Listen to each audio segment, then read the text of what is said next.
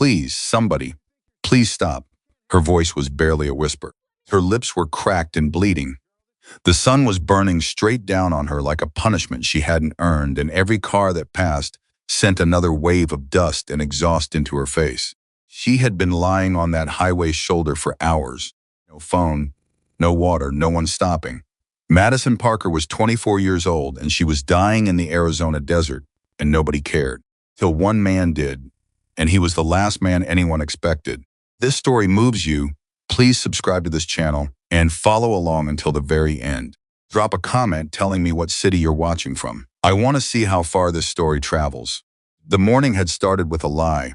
That was the thing about trust. It didn't announce itself as dangerous. Just smiled at you, said the right words, made you feel like maybe the world wasn't as cruel as you'd always been told. Madison Parker, who had survived 24 years of a life that had given her very little reason to believe in people, had let herself trust anyway. She told herself later that she should have known. She should have felt it, that cold sliver of instinct that tries to warn you when something is wrong. Truth was she had been so desperately that things were finally turning around that she'd pushed that feeling down and swallowed it whole. Now she was paying for it. The asphalt beneath her was hot enough to burn through the thin fabric of her jeans. She had pulled herself off the center of the road. She remembered that much. Remembered rolling herself toward the gravel shoulder before her legs gave out completely, but she couldn't remember how long ago that was. Time had become liquid out here. The heat distorted everything. Madison pressed her cheek against the ground and stared at the horizon. Empty. Nothing but flat, sun-bleached desert in every direction. Had, and above it all, that enormous, relentless sky blue as a bruise, cloudless, offering not a single shadow of mercy. Come on, she told herself. Come on, Madison. You've survived worse than this. But even as she thought it, she wasn't entirely sure that was true. She had left Durango, Colorado 6 days ago, not because she wanted to, because she had to. Because staying meant watching the last piece of the life she'd built there crumble completely, and she had watched enough things crumble in her 24 years to know when it was time to stop watching and start moving. Job at the diner was gone. The owner had sold the place without warning, and the new management brought their own people. The apartment was gone 3 weeks later when the rent came due, and she was $500 short. The relationship, the one she had convinced herself was finally the real thing, the one that was supposed to make the rest of it worth it, that had ended in a single night with words she was still trying to scrub out of her memory. You're not the kind of person things work out for, Madison. You know that, right? Some people just aren't. She had stood in that doorway with her coat still on and her keys in her hand, and she had looked at the man saying those words to her, a man she had given 2 years of her life to, and she had felt something strange and quiet settle over her. Not anger, not grief, clarity. She had turned around, walked out, and never looked back. That part she was proud of. What came next was where things got complicated. She had exactly $412 in her checking account, duffel bag with 2 changes of clothes, general idea that Phoenix, Arizona, decent job market, and people who didn't know her name. That was enough of a plan. Madison had built lives out of less. The bus ticket would have eaten most of her money, so she did what she'd done before. In tight situations, she stood outside the gas station on the edge of Durango with her bag on her shoulder and her thumb out, and she waited. The first ride took her to Albuquerque, a retired school librarian named Dorothy who talked about her grandchildren the entire 4 hours and pressed a $10 bill into Madison's hand when she dropped her off. For a meal, sweetheart. Promise me. Madison had promised. She'd used it for a meal and a coffee and sat in a McDonald's for 2 hours, charging her phone and studying the map. The second ride was a farm truck going as far as Gallup. Quiet driver, radio tuned to country, no conversation required. She was grateful for the silence. The third ride, that was the one that changed everything. She saw them at the truck stop outside Gallup. 2 men and a woman standing near a silver SUV with Nevada plates, laughing about something. They looked normal. That was the thing she kept coming back to afterward. They looked completely, entirely, devastatingly normal. The woman was maybe 35, wearing a sundress and sunglasses with the kind of easy smile that made you feel immediately at ease. Her name, she said, was Carla. Phoenix? Carla had repeated when Madison asked if they were heading west. That's exactly where we're going. You need a lift, honey. We've got room. Two men introduced themselves as Derek and Tony. Derek was tall and broad-shouldered, quiet in a way that seemed polite rather than threatening. Tony was smaller, quick with a joke, the kind of guy who seems harmless precisely because he's working so hard to seem harmless. Madison hesitated. She stood there at that truck stop and she looked at those three people, and she ran through the calculations that every woman traveling alone runs through, the invisible arithmetic of risk and necessity, and she made a decision. She got in the car. For the first 2 hours, everything was fine. More than fine. Carla talked about Phoenix like it was a land of opportunity. She knew people there. She said people who were always looking for reliable workers, good people who needed a fresh start. She said she ran a kind of informal network, connecting people who needed jobs with people who had them. What kind of work? Madison asked. All kinds. Restaurants, hotels, caregiving. Honest work. Carla smiled at her in the rearview mirror. You seem like a smart girl, Madison. You'll do well there. Tony was telling jokes in the front seat. Derek was asleep against the window. Air conditioning was running, and a song Madison vaguely recognized was playing softly on the radio. She let herself relax. She thought, maybe this is what it looks like when things start going right. Hour later, they pulled off the highway onto a secondary road. Shortcut, Derek said, without being asked. Madison looked out the window. The road was unmarked. The desert stretched flat and empty around them. Where does this go? She asked. Cuts 20 minutes off the drive, Tony said. We do it all the time. She almost believed, almost. Rather stay on the main highway, she said. If that's okay. There was a pause. Brief, but loaded with something she couldn't quite name. Carla glanced at Derek. Tony shifted in the front seat. Fine, Carla said. Don't worry. But they didn't turn back. The first thing they took was her phone. It happened so smoothly, she almost didn't register it. Tony had asked to see something on it directions. He said, phone was dead, and she'd handed it over without thinking, because that's what you do. That's what normal people do when someone in the car asks to borrow your phone. Took the SIM card out so fast she barely saw his hands move. Then he put the phone in the glove compartment. Hey, she started. Signal's bad out here anyway, Derek said. His voice had changed. The friendliness was gone. What was underneath it was flat and cold and deliberate. Madison felt her stomach drop. Oh no, she thought. Oh, no. Stop the car, she said. Nobody moved. I want to get out. Stop the car now. Carla sighed, not with guilt, with impatience, the way you sigh at a child who is creating a scene in a grocery store. Just sit tight, Madison. You don't understand. Madison said she hated the way her voice was shaking, hated that they could hear it. I will scream. I will throw myself out of this car if I have to. Stop the car. Derek turned around and looked at her. Eyes were completely empty. You're not going to do any of that, he said.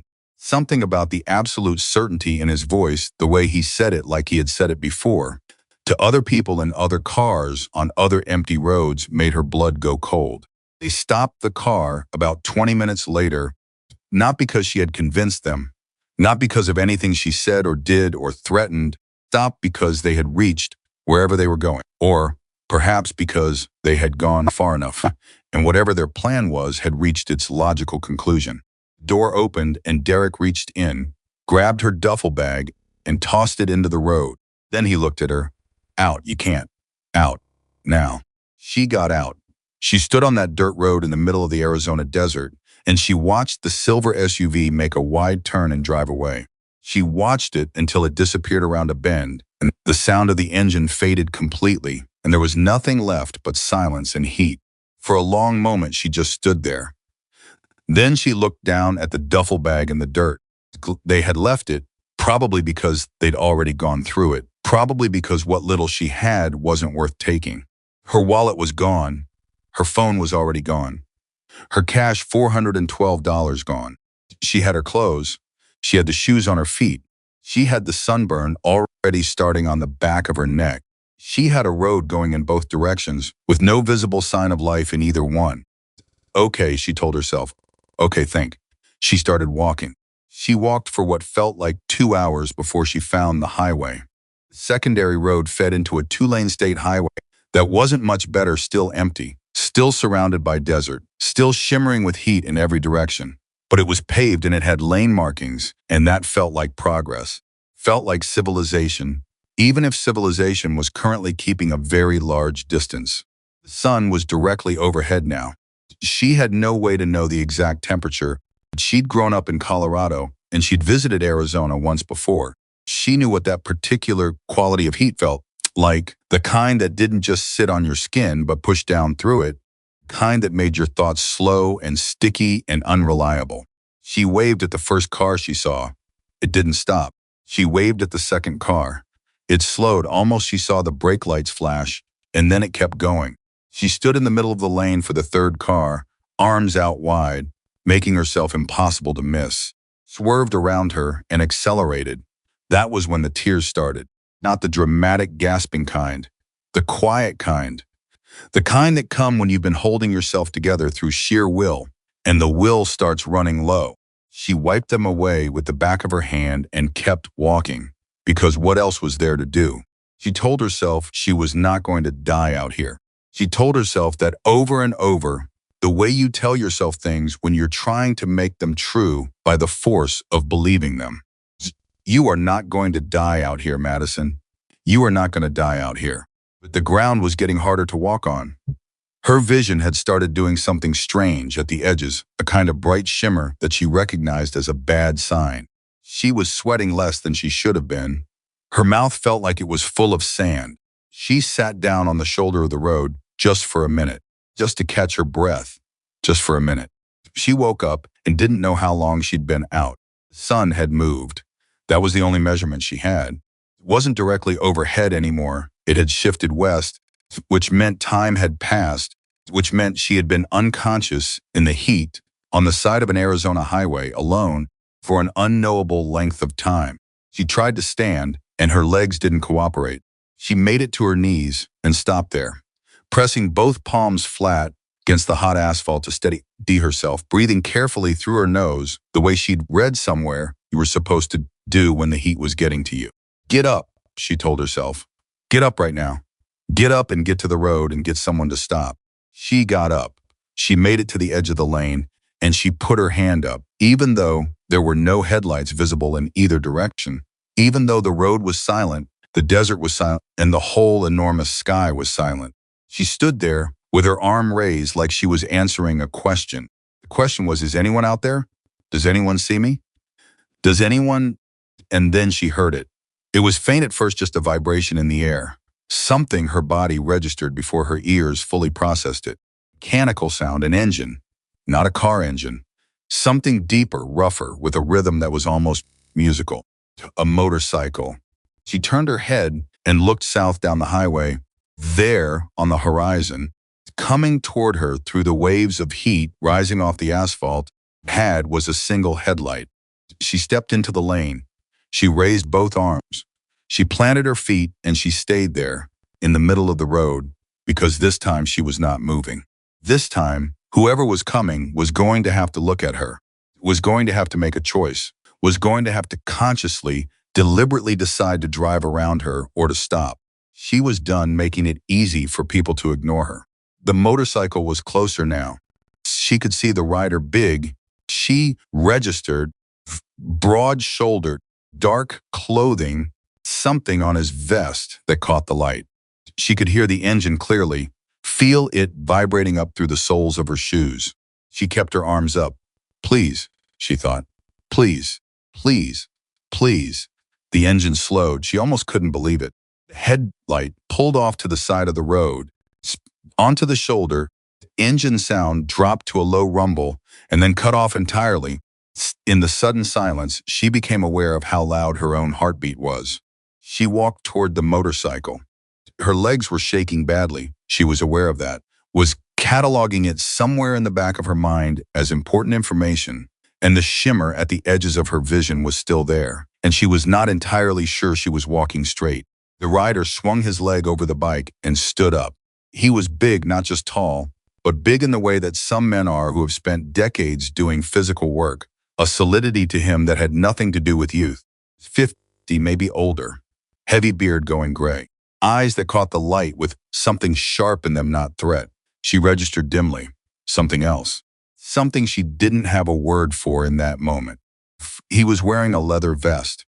On the back of that vest, in bold letters, and an iconic patch that she recognized from a lifetime of cultural warnings and news stories, and the way her mother had grabbed her arm once outside a bar and said, "Stay away from those men." Hell's Angels, her step faltered. Every survival instinct she had, every warning she'd ever been given, every story she'd ever heard, rose up in one cresting wave. She stopped walking. He stopped too. They stood 10 feet apart in the middle of an Arizona highway, looking at each other in the enormous desert silence. And then he said something she didn't expect. "Hey." His voice was lower than she expected, rough around the edges, careful in a way that surprised her. "Hey, I'm not going to hurt you. I promise. You're safe." She stared at him. "I can see you're in bad shape," he said. He hadn't moved toward her. He was keeping the distance. She realized, deliberately keeping the distance, giving her space, giving her room to make the next move. "Got water. I've got a first aid kit, and I've got a phone. You can use all of it. But I'm going to stay right here until you tell me it's okay to come closer, all right?"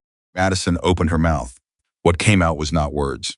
What came out was a sound she hadn't made since she was 9 years old, when she'd fallen out of a tree in her backyard and lay in the grass waiting for someone to come and not knowing if anyone would. Sound from somewhere deep and terrified and exhausted. The sound of a person who has been holding themselves together for so long that the seams finally give all at once. She sank down to her knees right there in the road.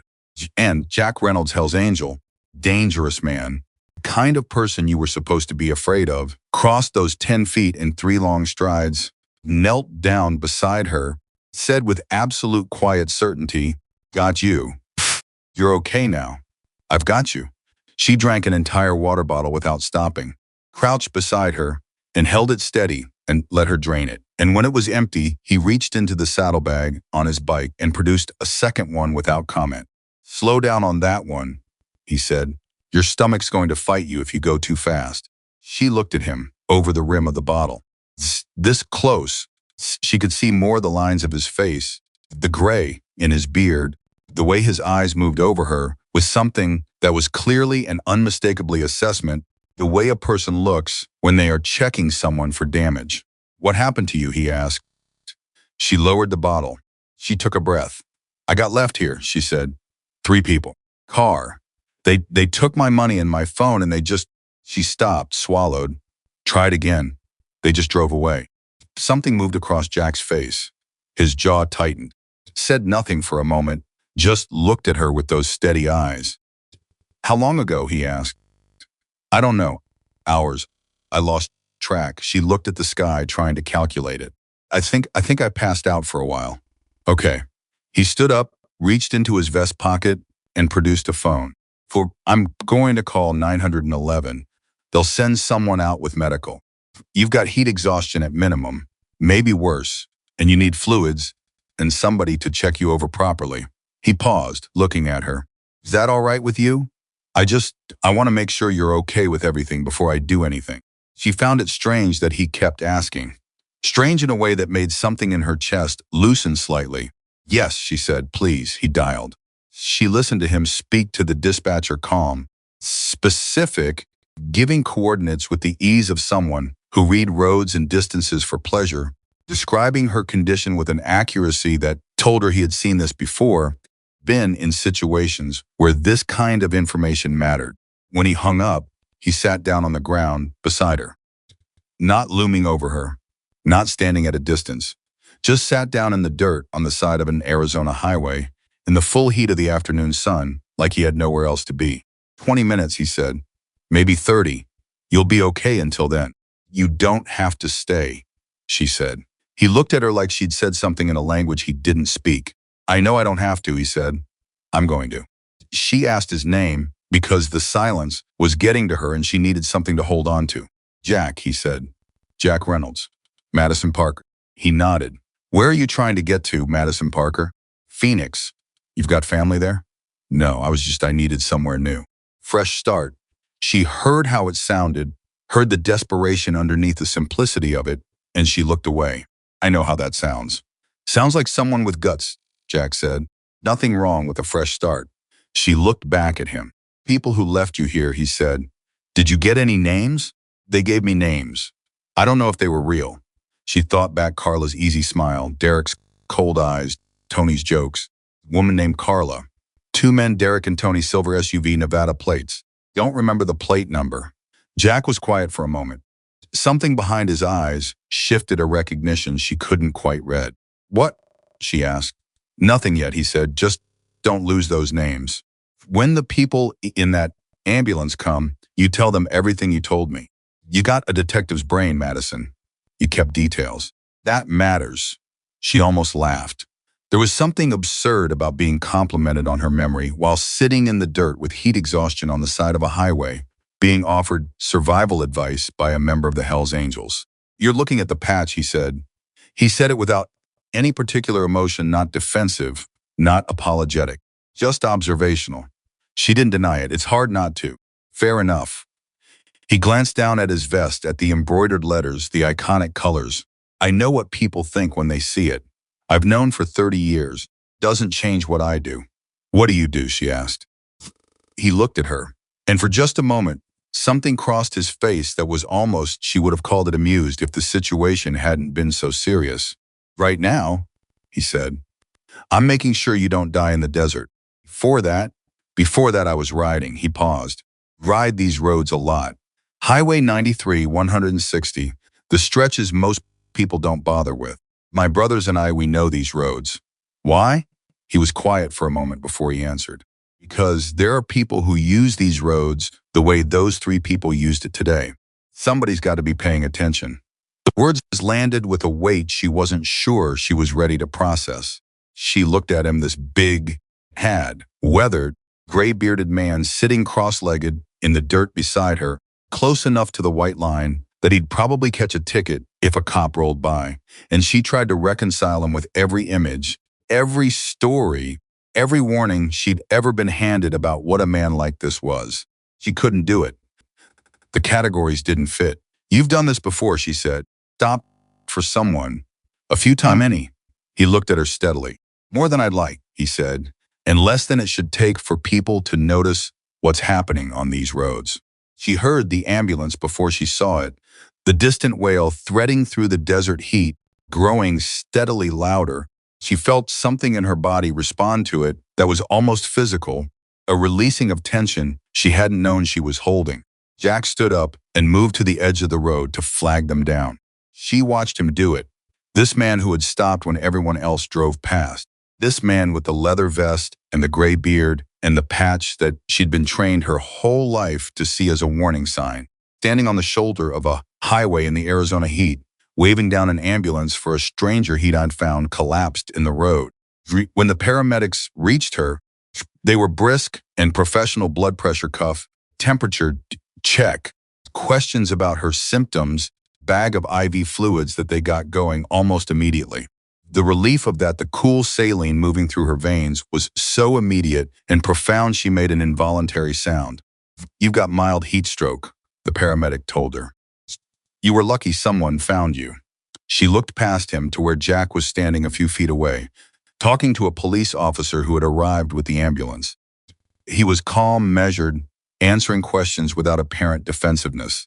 She watched him point down the highway in the direction the silver SUV had gone, watched him pull out his own phone and show the officer something on the screen. She made herself remember Derek's cold eyes, Carla's practiced smile, Tony's too easy laugh. She made herself remember that this man she had been afraid of, this man she had hesitated to approach, had sat beside her in the dirt for 30 minutes and made sure she didn't die. She made herself remember that because something told her it was going to matter. Something told her that what happened next was going to ask her to choose between the story she'd always been told and the truth she'd just lived. She was going to have to choose correctly. The ambulance doors were closing around her. Through the narrowing gap, she caught one last glimpse of Jack Reynolds standing on the shoulder of that Arizona highway. He raised one hand, a small gesture. Simple, like you're going to be okay. She pressed her hand flat against the ambulance window. I know, and I won't forget. The doors closed. Neon sign outs highway, and Madison's pulled onto Parker, lay back against the gurney, and stared at the white ceiling above her and thought about what she was going to say when people asked her what happened. She thought about the truth. She thought about what the truth cost. She thought about a man with a Hell's Angels patch who had sat beside her in the Arizona heat and said, "I've got you," like it was the most natural thing in the world. She closed her eyes, and for the first time in what felt like a very long time, she wasn't afraid. The desert stretched on outside the ambulance windows, endless, hot, indifferent. On the highway behind them, a motorcycle engine turned over. Jack Reynolds, a man who had spent 30 years being seen as dangerous by people who'd never taken the time to look, pulled back onto the road and kept riding, watching, waiting, doing the only thing he'd ever really known how to do, paying attention to the roads that everyone else forgot. The hospital in Kingman was small, but it was clean and it was cold, and Madison lay in a bed with an IV dripping. In her arm, a thin blanket pulled to her chin and stared at the ceiling and tried to figure out what day it was. Tuesday. It was still Tuesday. She kept having to remind herself of that because it felt impossible that everything that had happened, the truck stop in Gallup, the silver SUV, the road, the heat, the man on the motorcycle had all happened inside a single day. Felt like a week's worth of living compressed into 12 hours and wrung out dry. A nurse named Gloria came in every 40 minutes or so, checked her vitals, adjusted the IV, asked her the same 3 questions in slightly different orders. How are you feeling? Any dizziness? On a scale of 1 to 10, how would you rate your pain? Madison answered honestly every time. Better. A little. 3. What she didn't say was, I can't stop thinking about the man who stopped. What she didn't say was, every time I close my eyes, I see Derek turning around in that front seat with those empty eyes. She didn't say was, I don't know who I'm supposed to be afraid of anymore. And that's the most frightening thing of all. A police officer came at 7 in the evening. Young, maybe 28, with a notepad and the careful, neutral expression of someone who had been trained to seem unthreatening. His name badge said Officer Crenshaw. He pulled a chair up beside her bed and sat down and said, Miss Parker, I know you've already been through a lot today. I'll try to make this as quick as I can. Can you walk me through what happened, starting from when you got in the vehicle? She told him everything. She was careful about it, the way Jack had told her to be. She kept the details, had held on to them, laid them out in order. Carla, Derek, Tony, the silver SUV with Nevada plates, turn off the highway. The way Tony had to take her phone and remove the SIM card without her seeing his hands move. Derek's voice saying, you're not going to do any of that, with the certainty of a man who had said it before. Officer Crenshaw wrote steadily. His face didn't give much away, but she noticed the moment his pen slowed right around the part about Tony and the SIM card. He removed the SIM card, Crenshaw repeated. Yes. While you were sitting in the car. Yes. And then he put the phone in the glove compartment. Yes. She looked at him directly. That wasn't improvised. He knew exactly how to do that. He'd done it before. Crenshaw looked up from his notepad. Their eyes met. Something passed between them, an acknowledgement, quiet but significant. Parker, he said, the man who found you, Jackson Reynolds, he provided some information to the officer at the scene. He mentioned that he'd seen similar situations along these roads before. He paused, chose his next words carefully. Is there anything else you can remember? Anything about the woman Carla, anything specific she said about Phoenix, about the job she was offering? Madison thought back. She pressed her memory hard, the way you press a bruise to see how much it still hurts. She said she had connections. People who were always looking for reliable workers. She specifically said girls who needed a fresh start.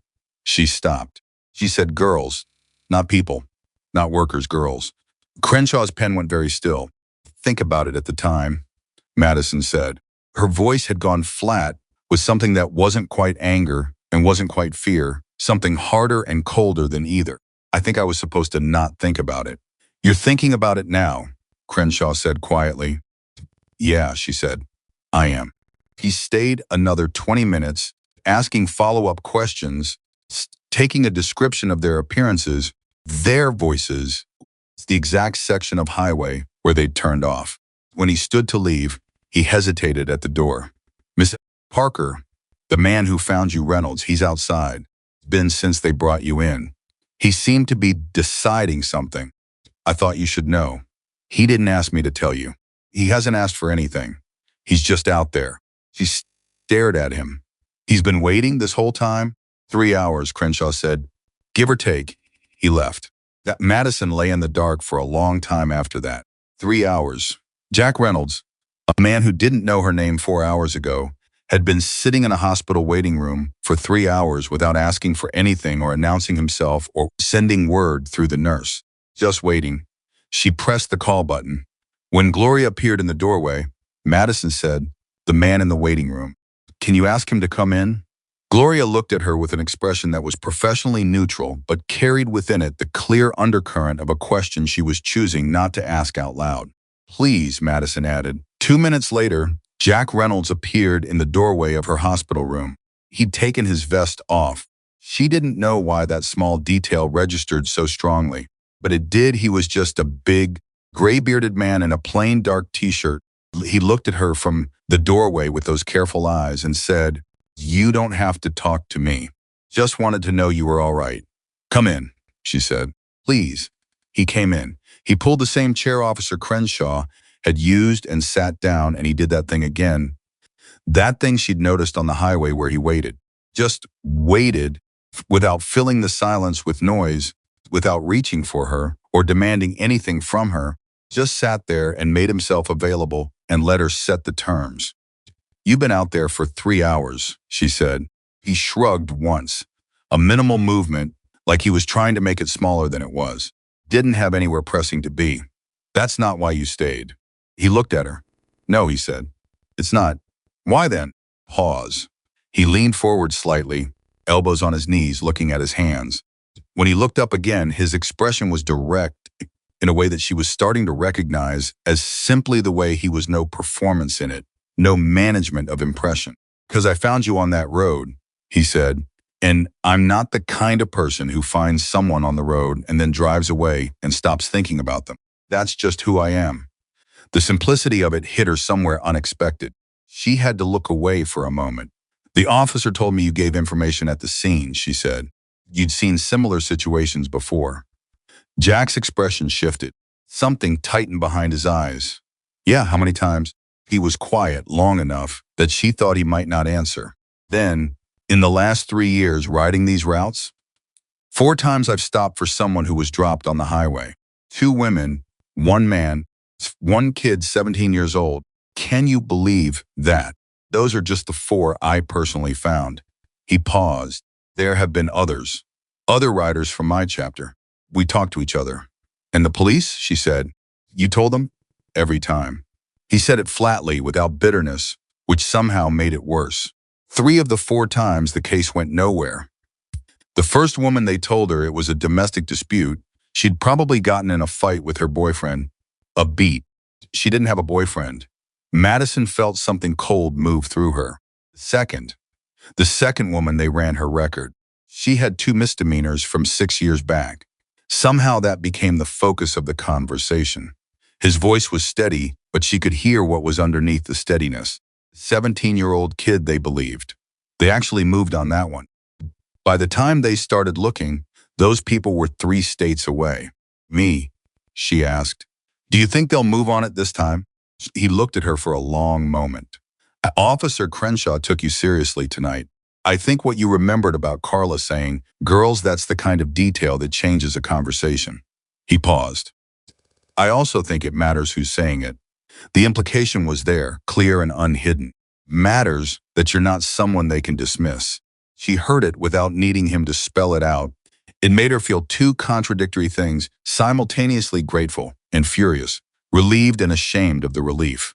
"I'm going to tell them everything," she said. "All of it. I'm going to make them listen." Something in his face, not quite a smile, but the precursor to one. "Believe you," he said. She shifted in the bed. The IV tugged at her arm and she adjusted it, buying a moment to decide whether to say the next thing. She said it. "The patch on your vest," she said. "I'm going to be honest with you, Jack. When I saw it on the highway, I was scared. I'd already been through what I'd been through, and my first instinct was she stopped, made herself finish it. My first instinct was to think maybe I'd traded one danger for another. He didn't look away. He didn't get defensive. He just held her gaze and said, "That's a reasonable thing to have thought." It wasn't reasonable. "You hadn't done anything?" "No," he said, and there was a firmness in it that stopped her. "It was reasonable. You'd just been hurt by people who looked trustworthy. Of course you applied that to me." "That's not a character flaw, Madison. That's called being human." He leaned back in the chair. "I've been wearing that patch for 30 years. I stopped expecting people not to react to it about 25 years ago. What I care about is what happens after the first reaction." "What happened after my first reaction," she said carefully, "is that I let you help me." "Yeah," he said, "you did." And there was something in his voice then, quiet, genuine, almost private, that told her it mattered to him more than he was showing. Gloria reappeared in the doorway and told them visiting hours were ending in 10 minutes. Jack stood immediately. No argument, no negotiation. He picked up the jacket he'd set on the back of the chair. "Wait," Madison said, "I don't have a phone. I don't have any way to reach you if..." He reached into his vest pocket, produced a card, plain white, just a name and a number, nothing else. He set it on the bedside table. "I'm going to be in Kingman through tomorrow," he said. "There are some people I want to talk to, some information I want to pass along to Crenshaw." He looked at her steadily. "You're not alone in this. I want you to understand that." "Barely know you," she said. "I know." He pulled on his jacket. "That's how it starts." He walked out.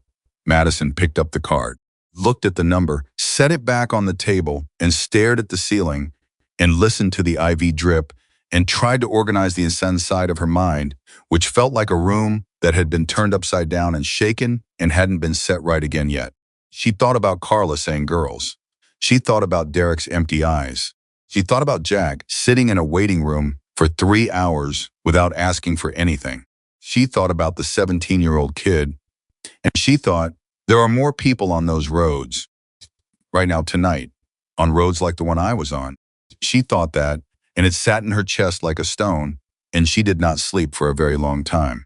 The morning, they discharged her with a pamphlet about heat stroke prevention, prescription for electrolytes, social worker named Diane, who sat with her for 45 minutes in a small room and asked about her immediate situation, with the careful practiced concern of someone who had done this many times. "Do you have somewhere to go?" Diane asked. "Family, friends? Anyone in the Phoenix area?" "No," Madison said, "but I'll figure it out, I always do." Diane wrote something down. "There's a women's shelter in Kingman that has short-term beds. It's not..." She paused, as if choosing words carefully. "It's not fancy, but it's safe, and they have resources for people starting over." "Stayed in worse," Madison said honestly. She was filling out the paperwork when her name was called from the lobby.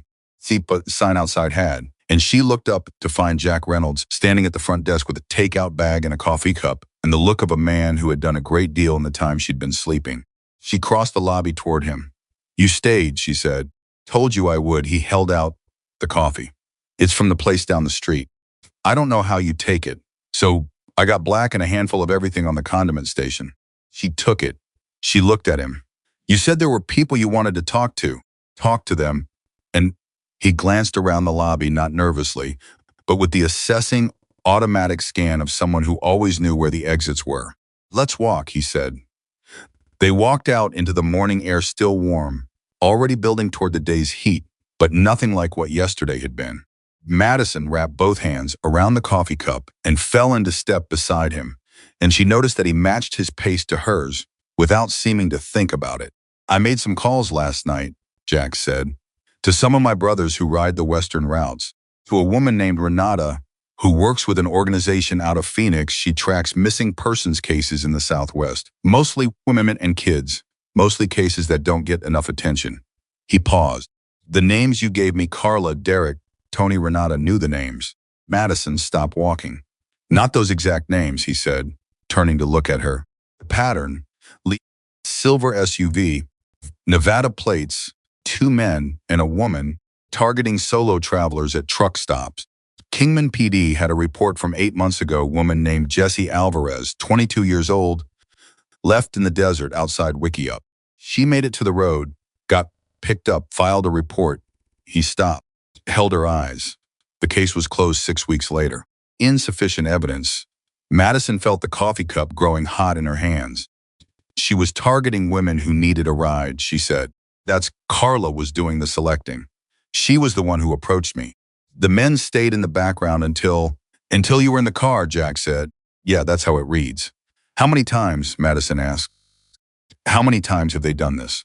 Renata thinks at least 6 incidents, maybe more that were never reported. His voice was level, but his jaw was tight. This isn't random opportunism, Madison. This is organized. These 3 people have a pattern, a method, and they specifically target people who are alone, who don't have a stable situation, who might not have someone immediately raising an alarm if they go missing. The full weight of it settled on her. She heard what he wasn't saying, the thing that lived underneath all the facts. They targeted you specifically because you were someone the world might not notice was gone. Turn that over. She held it. They made a mistake, she said. They left me alive. Jack looked at her for a long moment. Something moved across his face, a complicated emotion she couldn't fully name. Something between respect and relief. Crenshaw is talking to the detective division this morning, he said.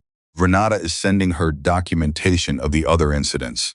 My chapter vice president is connecting us with the contact at the FBI field office in Phoenix who handles trafficking-adjacent cases.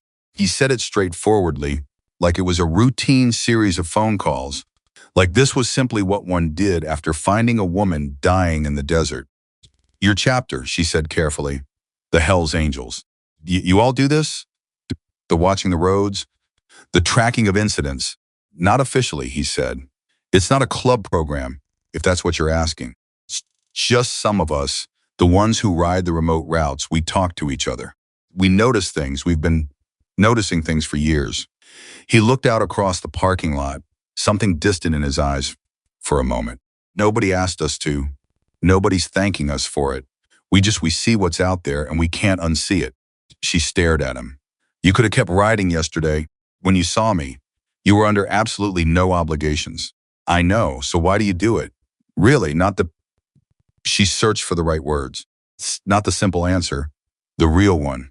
He was quiet for so long she thought he was going to deflect. Then he looked at her directly, and what she saw in his face was something unguarded, something that she understood instinctively he didn't show to many people. Because 28 years ago, he said, somebody didn't stop for someone I cared about, and she didn't make it. He paused. I made a decision after that about the kind of man I was going to be, about what I was going to do with the roads I rode and the things I saw on them. And I've been making good on that decision ever since. The silence that followed was not uncomfortable. It was the silence of something being understood completely. Sorry, she said, for what happened to her. He nodded once, I know. They walked back toward the hospital entrance. Madison held the cooling coffee and thought about 28 years of decisions, about a man who had turned grief into a kind of quiet vigilance, who had ridden thousands of miles of empty highway with his eyes open while the world looked at his leather vest and assumed the worst. Jack, she said, as they reached the doors, when you called Renata and the contacts in Phoenix, didn't wait to see if I was going to be involved or if I wanted to pursue this. You moved, he looked at her. You were asleep, he said simply, and it needed to happen now, not later. But nothing goes forward that you don't authorize. Everything stops the moment you say it stops. You understand that? Yes, she said. But I'm not going to say stop. Something settled in his eyes. Okay. I want to talk to Renata, Madison said. I want to see the documentation of the other incidents.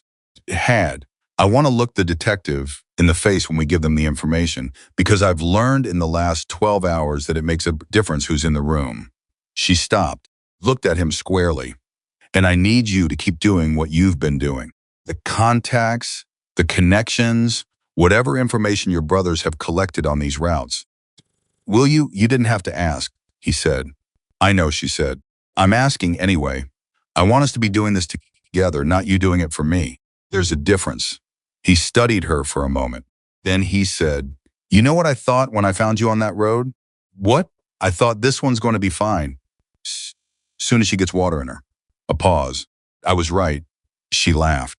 Surprised her the laughter, the fact that it was real, the fact that it came out so easily standing outside a hospital in Kingman, Arizona, 24 hours after she'd been left to die in the desert.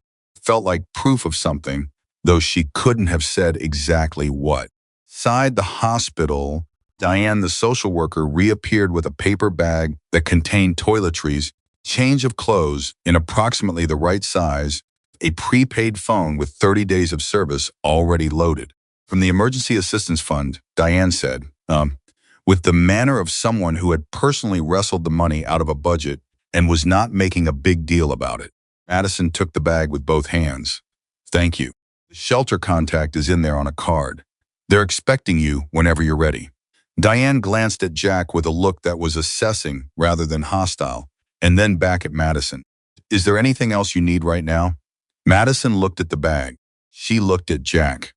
She looked at the phone, which was going to allow her to call people, to be reached, to not be invisible in the world in the most fundamental technological sense. Think, she said slowly. I'm starting to figure out what I need. She meant it in a way that went far beyond the immediate. She meant it in a way that had something to do with the last 6 days and the last 2 years and the lifetime of being told she wasn't the kind of person things worked out for. She meant it in a way that had to do with sitting on a highway in the dirt and making herself visible until someone stopped. She meant it in a way that had to do with what she was going to do next. The prepaid phone had a camera. She turned it on and looked at the photo app and thought about the faces she needed to remember, the fine details of Carla's easy smile and Derek's cold eyes and Tony's too easy laugh that she was going to write down somewhere permanent the moment. She sat still long enough because those details were evidence, and evidence was going to matter. She and Jack walked out into the full Arizona morning, and he told her about Renata, about how they would get to Phoenix, about the contacts he had in the city. She listened carefully, asking questions, taking mental notes. She was not the same woman who had stood at a truck stop in Gallup 2 days ago with $400 and a vague notion of starting over. That woman had trusted the wrong people because she had no other framework, no tools, no one in her corner. This woman had a phone, a direction, and a man riding beside her who had spent 28 years paying attention to the roads that everyone else forgot. She had seen something else now too. Something that had been growing in her chest since the moment she'd opened her eyes in the hospital and understood that she was alive. She had something that felt tentatively, this carefully purpose. 3 miles north of Kingman, on the stretch of highway where you could see the desert open up in nothing in 3 directions, a silver SUV with Nevada plates was traveling west. It had not yet occurred to the people inside it to be worried. That was about to change. Renata Voss was not what Madison expected. She had built a picture in her mind during the drive to Phoenix Jack's descriptions of her work, the weight he gave her name when he said it, the way Officer Crenshaw had written it down when Jack mentioned her at the hospital. She had expected someone official, someone with a title and a desk and the contained, professional energy of a person who processed tragedy for a living and had learned to keep it at arm's length. What walked into the coffee shop on McDowell Road was a 50-year-old woman in jeans and a faded green jacket, with silver-streaked hair pulled back and dark eyes that moved over the room, with the quiet, automatic assessment of someone who had spent a long time paying attention to things other people missed. She shook Madison's hand first, before Jack's, and looked at her with a directness that was not unkind but was absolutely without softness. You're tougher than you look, Renata said. Not as a compliment, exactly. More as an observation, like a doctor noting a patient's vitals. Don't know what I look like right now, Madison said. Honestly. You look like someone who's been through something and is still standing. Renata sat down across from them and opened a folder she'd been carrying under one arm. That's the look I care about. She laid photographs on the table, 6 of them. Women, mostly ranging in age from what looked like 19 to maybe 40. One photograph of a young man, slight dark-haired, the one Jack had mentioned, 17 years old. Madison looked at each face in turn and made herself hold the eye contact even with photographs, because these were real people and they deserved that much. Jesse Alvarez, 22, abandoned outside Wiki-Up 8 months ago. Renata said, tapping the first photo. Lydia Crane, 31, found by a trucker on Route 93 14 months ago. Darnell Washington, 17, found by a highway patrol officer outside Seligman 16 months ago. She moved through them steadily, efficiently, the way you move through something you've had to repeat many times and have learned to do without letting it break you in public. 3 others who were found but declined to file reports or whose reports were not pursued. Why did they decline? Madison asked. Renata looked at her. Because the first time they told their story, someone made them feel like the story was their fault.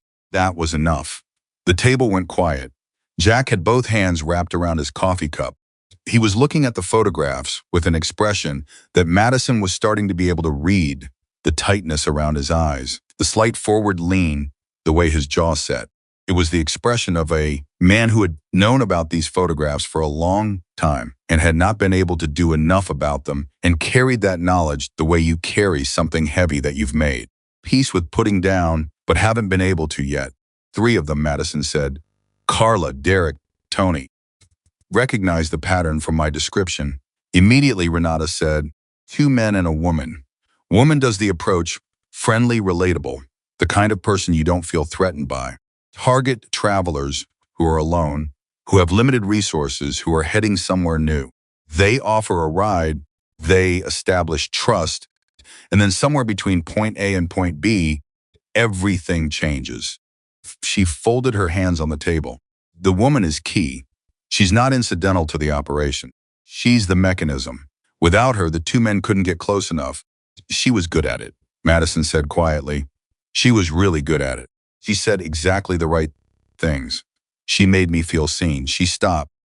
I think that was the specific thing she was counting on, that I wanted to feel seen. Renata nodded slowly. They're not stupid, she said.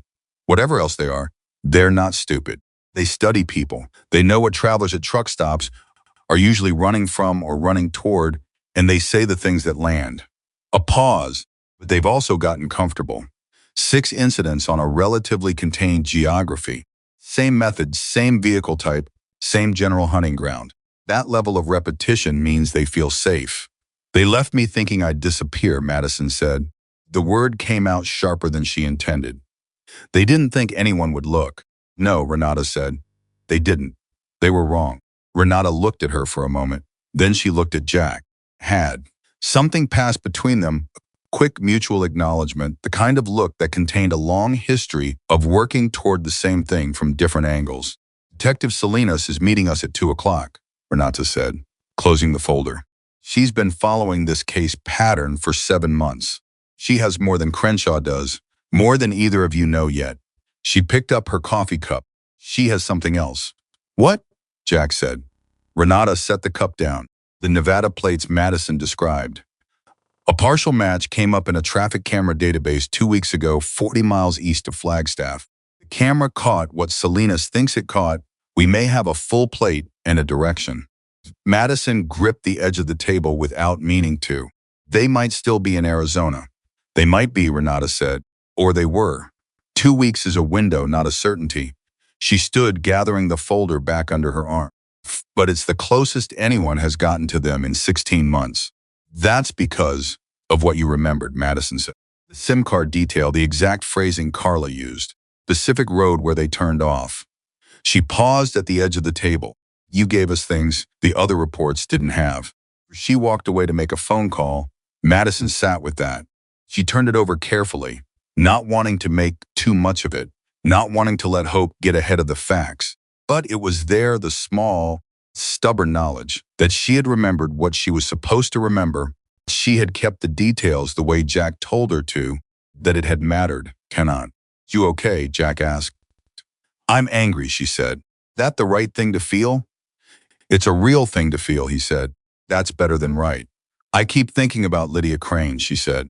31 years old, abandoned on Route 93.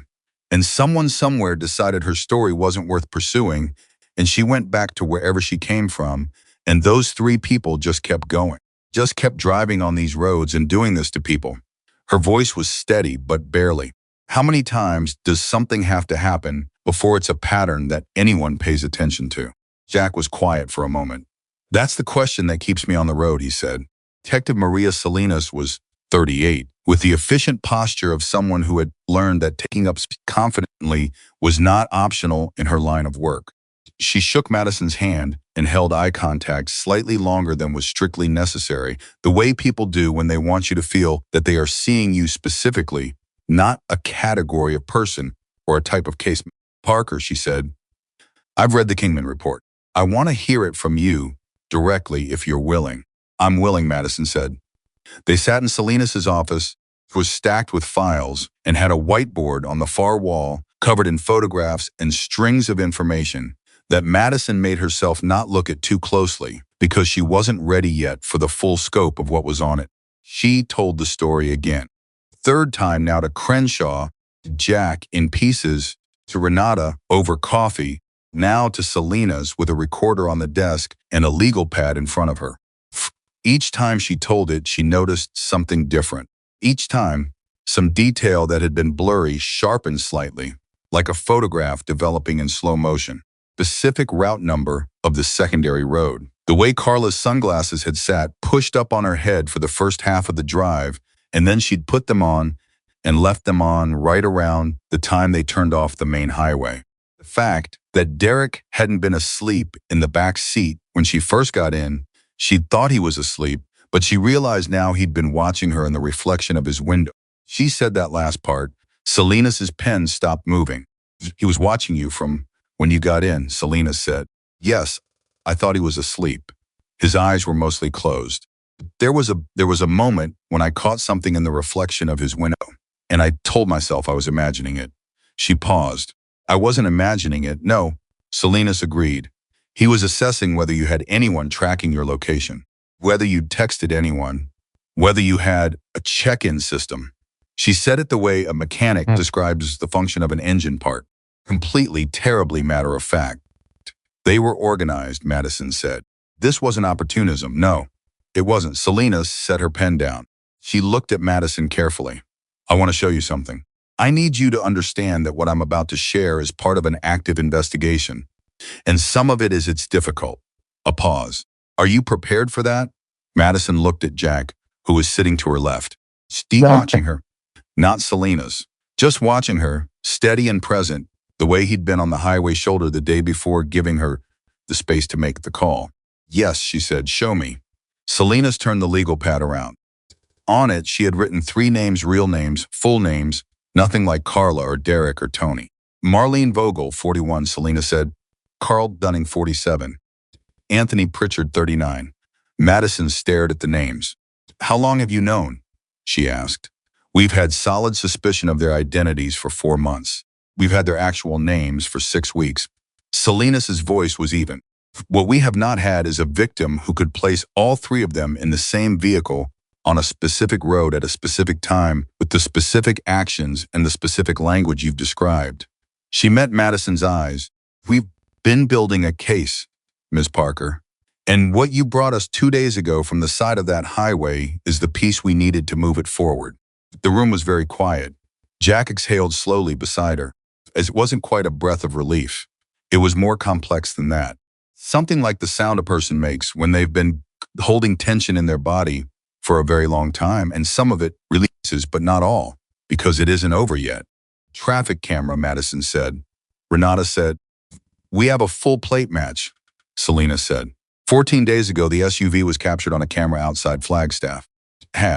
Which means they've been cycling through this region. They operate for a few weeks. They move on. They come back. She paused. We've issued a BOLO. Every law enforcement agency in Arizona, Nevada, and Utah has their plate and their description. They could cross state lines, Jack said. They could. They have a pattern, and their pattern keeps pulling them back to this corridor. Salinas looked at him. You know these roads, Reynolds. Your people have been watching this corridor for how long? 3 years of regular activity, Jack said. But some of my brothers have been riding these routes for 20 years. I can get you a full accounting of every incident we observed and reported. Dates, locations, descriptions. He paused. All 4 of the reports I personally made are in your system. Like to know what happened to them.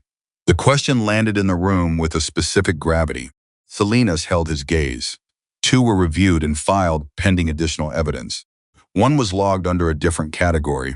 1 she stopped. 1 was closed after the initial responding officer made a determination I would not have made, which means it was dismissed, Jack said. Not accusatory, just precise, which means a decision was made that I believe was wrong and that I intend to address through the appropriate channels. She said it with the contained exact force of someone who had a score to settle but was going to settle it correctly. Mr. Reynolds, I want to be direct with you. You and your chapter have been doing on these roads the observation, the reports, the information you've passed to people like Renata Voss. That work has formed the foundation of this investigation. It has not been adequately acknowledged. I intend to change that. She paused. Officially, Jack looked at her for a long moment. Do it for acknowledgement. I know, Salinas said. That's part of why I want to give it. Madison had been watching this exchange with the particular attention of someone who understands that they are witnessing something that doesn't happen every day, a law enforcement officer sitting across from a Hell's Angel and telling him plainly that his work was valid, his reports were real, his 30 years of riding those roads and paying attention and trying to make someone listen had mattered. She watched Jack's face, watched the thing that moved through it, quickly and quietly, there, and then controlled before it could become visible. She stored that away. She was going to think about it later, about what it meant to spend 30 years doing something real and necessary and being told over and over by the systems that were supposed to care that it didn't count, and then to sit across from someone who looked you in the eye and said, it counted, always counted. What do you need from me now? Madison asked Salinas. I need a formal deposition. That'll take about 2 hours today if you're up for it, or tomorrow morning. She looked at Madison carefully. I also need to ask you something, and I want you to think about it before you answer. Okay, if we locate this vehicle and make arrests, there will likely be a prosecution. That prosecution will require testimony. Salinas held her eyes. Your testimony in person, in court, in front of the 3 people who left you on that road. She let that sit for a moment. Feel about that. The honest answer was that her stomach turned over. The honest answer was that the idea of sitting in a courtroom and looking at Carla's face, at Marlene Vogels's face, her real face, the face behind the easy smile, made something cold move through her. The honest answer was that she was 24 years old with no fixed address and no money, and a change of clothes from a hospital social worker. The idea of becoming the public face of a prosecution made her feel briefly, acutely, like she was still lying on that highway with the sun coming down on her. She thought about Jesse Alvarez. She thought about Lydia Crane. She thought about the 3 people who declined to report because the first person they told made them feel like it was their fault. Testify, she said. Whatever it takes. Salinas nodded slowly. I want you to have support around that decision. There's a victim advocacy organization I work with. They'll assign you a case advocate who will walk you through the entire process. You won't do any of it alone. She won't do any of it alone, regardless, Jack said. Tone was quiet and absolute. I want that on the record, too. Salinas looked at him. Noted, she said. The deposition took 2.5 hours. Madison sat in a small room with Salinas and a court reporter, and she told the story again, this time in the formal, precise language of official process. She told it completely, and she did not minimize a single detail, not the fear, not the moment Derek turned around and said, you're not going to do any of that. Not the feeling of the door opening and her bag landing in the road. Not the sound of the SUV engine disappearing around the bend and the silence that came after. When it was over, she sat very still in the chair for a moment and waited for something to break open inside her. Didn't. That surprised her. She had expected tears or rage or some kind of collapse now that there was nothing left to hold herself together for. Instead, what she felt was something spare and quiet. Something that was almost, but not quite, relief. More like an exhalation. She had been carrying the story in her lungs for 2 days, and she had finally fully breathed it out. Jack was waiting in the hallway. He looked at her face when she came out. Good? He asked. Done, she said, which was different. and they both knew it. They walked out into the afternoon. Phoenix in August was its own particular kind of heat drier than the desert, bouncing off pavement, surrounding you on all sides. She turned her face up toward it without flinching. "My chapter vice president wants to meet you," Jack said as they reached the motorcycle. "Before you say anything, no obligation. It's not a formal thing. He heard what happened, and he wants to put some resources together. People in Phoenix who can help you get situated." He paused, seeming to weigh something. "But only if you want it." "Why would he do that?" she asked. "Doesn't know me." Jack looked at her steadily. "Because you're someone we found on our road," he said. "That means something to us." She processed that, the simplicity of it, absence of any condition or calculation. "That means something to us.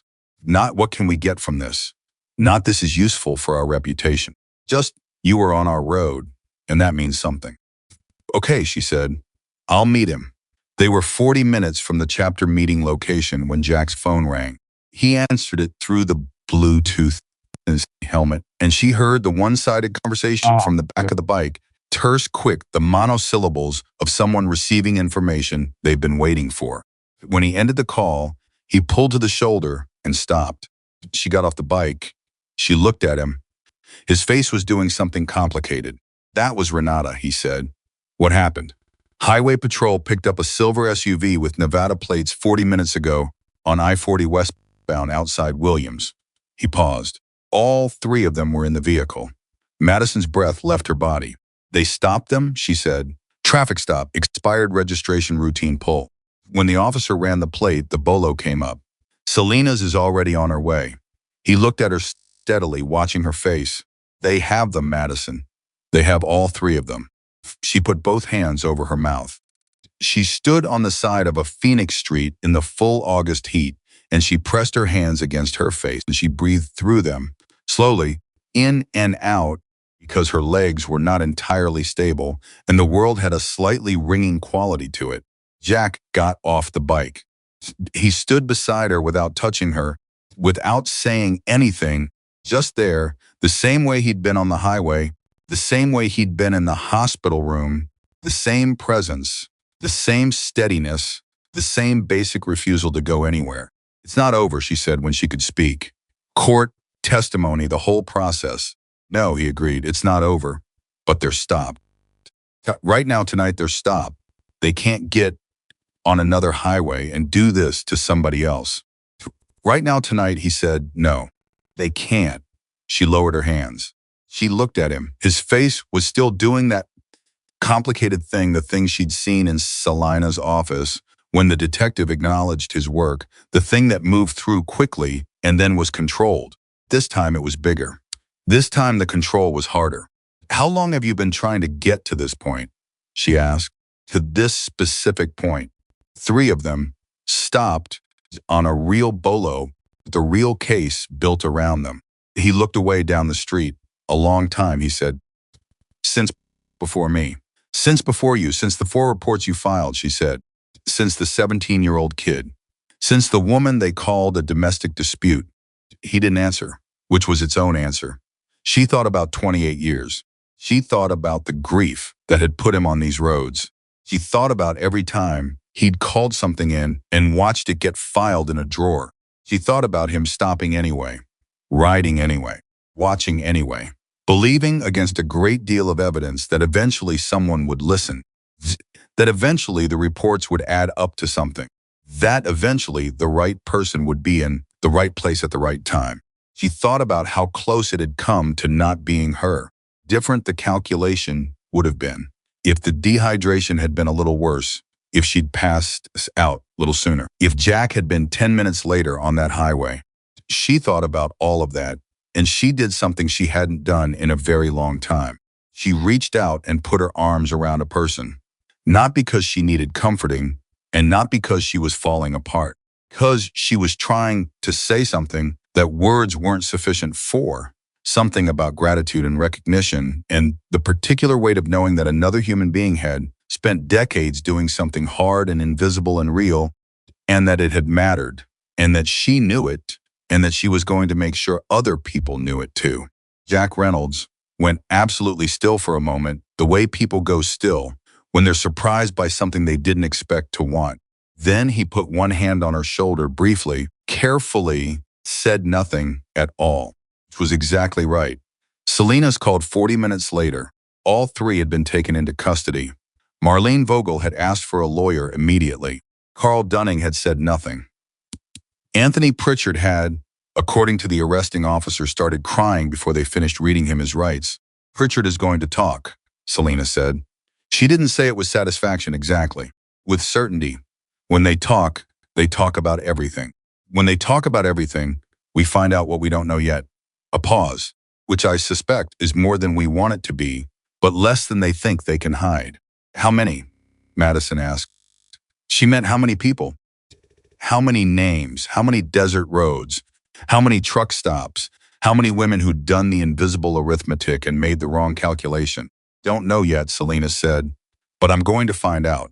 The call ended. Madison sat in the chapter meeting room, a plain, ordinary room that smelled like coffee and motor oil, and nothing like a lair or a hideout or any of the things she'd been conditioned to imagine, and she looked at the faces around the table. Men, mostly, ranging in age from late 30s to somewhere past 60, wearing leather vests with patches she didn't fully understand, holding paper cups of coffee and looking at her with expressions that were varied but that shared a common quality she recognized. Tension. Real attention. The kind that meant, we see you. Not as a category, as a person. Jack's chapter vice president was a man named Ray, who was 60-something, with a gray braid and reading glasses on a chain around his neck that he kept picking up and setting down without using them, and who spoke with the slow, deliberate cadence of someone who had learned to choose words carefully because careless words had cost him things. What Jack does on those roads, Ray said to Madison, he does because he decided a long time ago that riding past trouble wasn't something he could live with. Most of us feel the same way, even the ones who don't ride the remote routes. It's not policy, it's character. He folded his hands on the table. You did telling that story, keeping those details, sitting in that room with Salinas and not backing down, that's the same thing. Different road, same character. Madison thought about a woman in Durango who'd told her she wasn't the kind of person things worked out for. She thought about how absolutely and completely and permanently wrong that man had been. I want to find the others, she said. The women who didn't report, or who reported and had their reports buried. I want them to know what happened today. I want them to know there's a case. Now. There's a record now. There's someone who will listen. She looked around the table. I don't know how to do that yet, but I want to figure it out. Ray looked at Jack. Jack looked at Madison. Sighed. Somewhere in the Arizona night, the three people who had left her to die in the desert were sitting in separate interview rooms in a Williams police station. The walls of the thing they'd built were coming down around them, and Anthony Pritchard was already talking. Madison Parker, who had left Colorado with $400 and a vague idea of a fresh start, who had trusted the wrong people, who had been left on a highway to disappear, was sitting at a table with a group of people who had spent years watching roads that everyone else ignored, making plans for what came next. She was not the woman who had woken up in that desert anymore. That woman was gone, and what was sitting in her place was something harder, something clearer, something that had been built in the specific crucible of the last 48 hours and was not going to come apart easily. Ray reached into a bag under the table and produced a prepaid card, not a gift card, a calling card, old school, with a list of numbers written on the back in careful handwriting. Everyone at this table, he said, sliding it across to her. Their contacts. People in Phoenix, Tucson, Flagstaff. People who know things and watch things and pick up when someone calls at 2 a.m. He looked at her. You're not in this alone. You understand what I'm saying? Not just Jack. All of us. Madison picked up the card. She looked at the numbers. Had 11 of them, written in different handwriting, different pens, different pressure. These collected over time from different people at different moments. A list built not in one sitting but across years of roads and rides and the quiet accumulation of people who had decided to pay attention. I understand, she said, and she did every word of it. The news broke on a Wednesday. Madison found out the way most people find out about things now, not from a phone call, not from someone sitting across a table from her, but from a notification on the prepaid phone Diane had given her, push alert from a local Phoenix news station that she hadn't even intentionally followed. The headline was brief and blunt, the way headlines are when the facts are dramatic enough to not need decoration. 3 arrested in connection with series of highway abandonments across Arizona and Nevada. Victims spanned 16 months. Federal charges expected. She read it standing in the kitchen of the women's shelter on Camelback Road, in the early morning quiet before anyone else was up, with a cup of coffee going cold in her hand. She read it twice. Then she set the phone face down on the counter and stood very still for a moment, just breathing, feeling the strange compression of the news, something enormous contained in 30 words on a screen. Her case advocate's name was Teresa, and Teresa called her 20 minutes later. "You've seen it," Teresa said. "Not a question. I've seen it." "How are you doing?" Madison thought about that honestly. She looked around the shelter kitchen, the cheerful, slightly faded curtains someone had put up to make the place feel like home, the whiteboard on the wall where the house rules were written in 3 languages, collection of coffee mugs with inspirational sayings that someone had donated and that had always struck her as slightly absurd, but that she'd come to find oddly comforting in the past week. "I'm okay," she said. "I'm actually okay." "The story's going to get bigger," Teresa said. Chard's cooperation opened a lot of doors. "There are cases being reviewed in Nevada and Utah. Federal involvement means this gets real attention now." A pause, which also means you may start getting attention. Journalists, people who want the story from someone who lived it. Madison signed about this. Madison had thought about this in the abstract way you think about things you know are coming but haven't arrived yet. She'd spent the past week in the shelter, rebuilding. In the most practical sense, she had a bank account now, temporary ID, lead on a waitressing job through a woman at the shelter named Petra, who knew a manager at a restaurant on Indian School Road. She'd called Renata twice and Selena's once and Jack 4 times. The scaffolding of a real life in Phoenix was beginning to take shape in a way that felt not safe, exactly, but solid. Provisional but solid. "I want to be careful about what I say publicly," Madison told Teresa. "Not because I want to protect myself, because I want to protect the other women, the ones who reported and had their reports dismissed. This becomes a story about me. It stops being a story about them." Teresa was quiet for a moment. When she spoke, her voice had something different in it. "That's actually exactly the right instinct. It's not an obvious one." "I had a good teacher," Madison said. She was thinking about Jack. About something he'd said 3 nights ago when he'd called from the road outside Flagstaff, his voice cutting slightly in and out with the inconsistent cell service of the mountain corridor. She'd asked him how he felt about the arrests, about seeing something he'd been working toward for years finally break through, and he'd been quiet for long enough that she'd thought the call dropped. Then he'd said, "I keep thinking about the cases that aren't going to get reopened. The ones where there's not enough left to build on. I keep thinking about those." And she understood it, the thing that lived alongside the relief. The knowledge that the arrests were real and necessary and right, that they were also insufficient, that they were the end of one thread in a web that went wider and deeper. That ending one thread was not the same as ending the web. She understood it because she felt it too. Teresa was still talking. "There's going to be a press conference. Selena's wants you there, not to speak, just present, if you're comfortable. The other women who've agreed to participate are going through their advocates. Strength and visibility. When? Friday. 3 days." Madison wrapped both hands around the coffee mug, which was still warm enough to be worth holding. "I'll be there," she said. She called Jack after she hung up with Teresa. He answered on the second ring, which told her he'd been awake. Probably for a while. Jack was constitutionally early. She'd come to understand. Kind of person whose body chemistry was calibrated to the road, and the road didn't wait for daylight.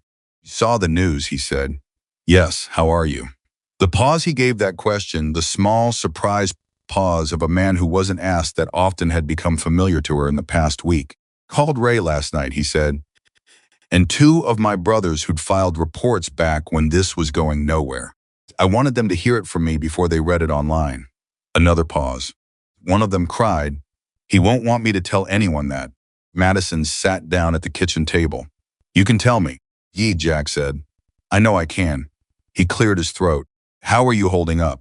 Teresa says the story's going to get bigger. Will. She says I may get media attention, you will. His voice was careful. You feel about that? Conflicted, she said honestly. Don't want it to be about me. But I also think there's something I can do with it, if I'm smart about it. Something for the other women. Something that makes it harder for reports to be dismissed the next time. Yeah, he said, quietly, like she'd said something he'd been hoping she'd say but hadn't wanted to push. Will you come to the press conference, she asked. Friday. I know that's. She stopped. I know you don't like attention. I don't care about attention, he said. I care about doing things correctly. Being there the correct thing. He thought about it. She heard him think about it, heard the quality of the silence on his end, which was different from the silence of someone stalling. It was the silence of someone being honest with themselves. Yeah, he said finally. It is. Press conference was held outside the Phoenix Police Department's main building on Washington Street, in the kind of organized, controlled media environment that Salinas ran with the same efficient command she brought to everything else. There were 8 reporters, 2 cameras, small cluster of people standing to the side who weren't press. Some of the victim advocates, Renata, 2 women Madison, recognized from the shelter, whose connection to the case she hadn't known until this moment. Salinas spoke first. She was precise and factual and deliberately unglamorous about it, which Madison respected. She didn't perform the drama, she just laid the architecture. 3 defendants. Federal charges filed in addition to state charges. Cooperation agreement that had led to the identification of at least 4 additional incidents in Nevada and Utah currently under investigation. Commitment to review all previously filed reports connected to the pattern. That last part, the commitment to review, was the one that made Madison's chest tighten. She looked across the small crowd and found Renata's face and saw that Renata was already looking at her, and they exchanged something wordless that was about Jesse Alvarez and Lydia Crane, and the woman and they'd called a domestic dispute, and the 17-year-old kid who'd gotten lucky. Then Salinas said something that Madison hadn't been prepared for. This investigation would not have reached this point without the sustained years-long efforts of civilians who identified this pattern long before law enforcement formally recognized it. She paused. Eyes moved to where Jack was, standing at the edge of the assembled group, had in his leather vest, with his arms folded and his face doing its usual careful neutral. Specifically, members of the Hells Angels Motorcycle Club's Arizona chapter have filed reports, shared information, maintained observation of the highway corridors in question for more than 3 years. That information formed the foundation of our investigative timeline. I want that acknowledged publicly and on the record. The reporters turned. Cameras swung. Several of them looked at Jack with the specific journalistic hunger of people who have just been handed a story they didn't come here expecting. Jack did not move. He held still under the attention the way a very large, very patient animal holds still in a field, not performing calm, just being it. One of the reporters, young, quick, with the barely suppressed eagerness of someone who was going to make a very good journalist or a very annoying one, called out, Mr. Reynolds, can you comment on your involvement? Jack looked at the reporter for a moment. Then he said, in the same level, rough-edged voice he used for everything, we ride those roads, see what's on them. When we see something wrong, we tell someone, that's all. But your reports were dismissed initially. Some of them. Yes, how did that feel? Jack paused. Like the wrong answer, he said. And I kept filing anyway, because the answer being wrong didn't change what was on those roads. The reporter followed up with something else, but Madison was watching the cameras, watching the way the lenses were pointed at a man in a Hells Angels vest who was speaking in complete, careful sentences about why he had spent 3 years filing police reports that mostly went nowhere. And she was thinking about narratives and how they calcify, about the stories people are handed and hold on to, past the point where the evidence supports them, about a patch on a leather vest, and what it costs a person to be seen only as that patch for 30 years. She stepped forward. She hadn't planned to speak. Teresa had said she didn't have to speak. She stepped forward, and one of the cameras swung toward her, and she looked directly into it and said, "My name is Madison Parker. I was abandoned on a state highway in Arizona 8 days ago by the 3 individuals who've been arrested. I want to say something about the man who found me." The crowd went very still. She didn't look at Jack. She looked at the camera because she was talking to everyone who would ever see this, everyone who had ever held an assumption about a leather vest, everyone who had ever passed a Hell's Angel on the highway and felt their grip tighten. "He stopped," she said. "When every other car on that highway kept driving, Jackson Reynolds stopped. He gave me water. He called 911, and he stayed with me until they came. Sat on the ground beside me in the middle of the Arizona desert, and he said, 'I've got you.' And then he spent the next week making phone calls and sharing 3 years worth of information and making sure the people who hurt me couldn't do it to anyone else." She paused. "Nobody told him to do any of that. Nobody paid him. Nobody thanked him. He did it because of who he is. I think it's important for people to understand that the person who saved my life was the person that most of us have been taught to cross the street to avoid. I think it's important to say that out loud."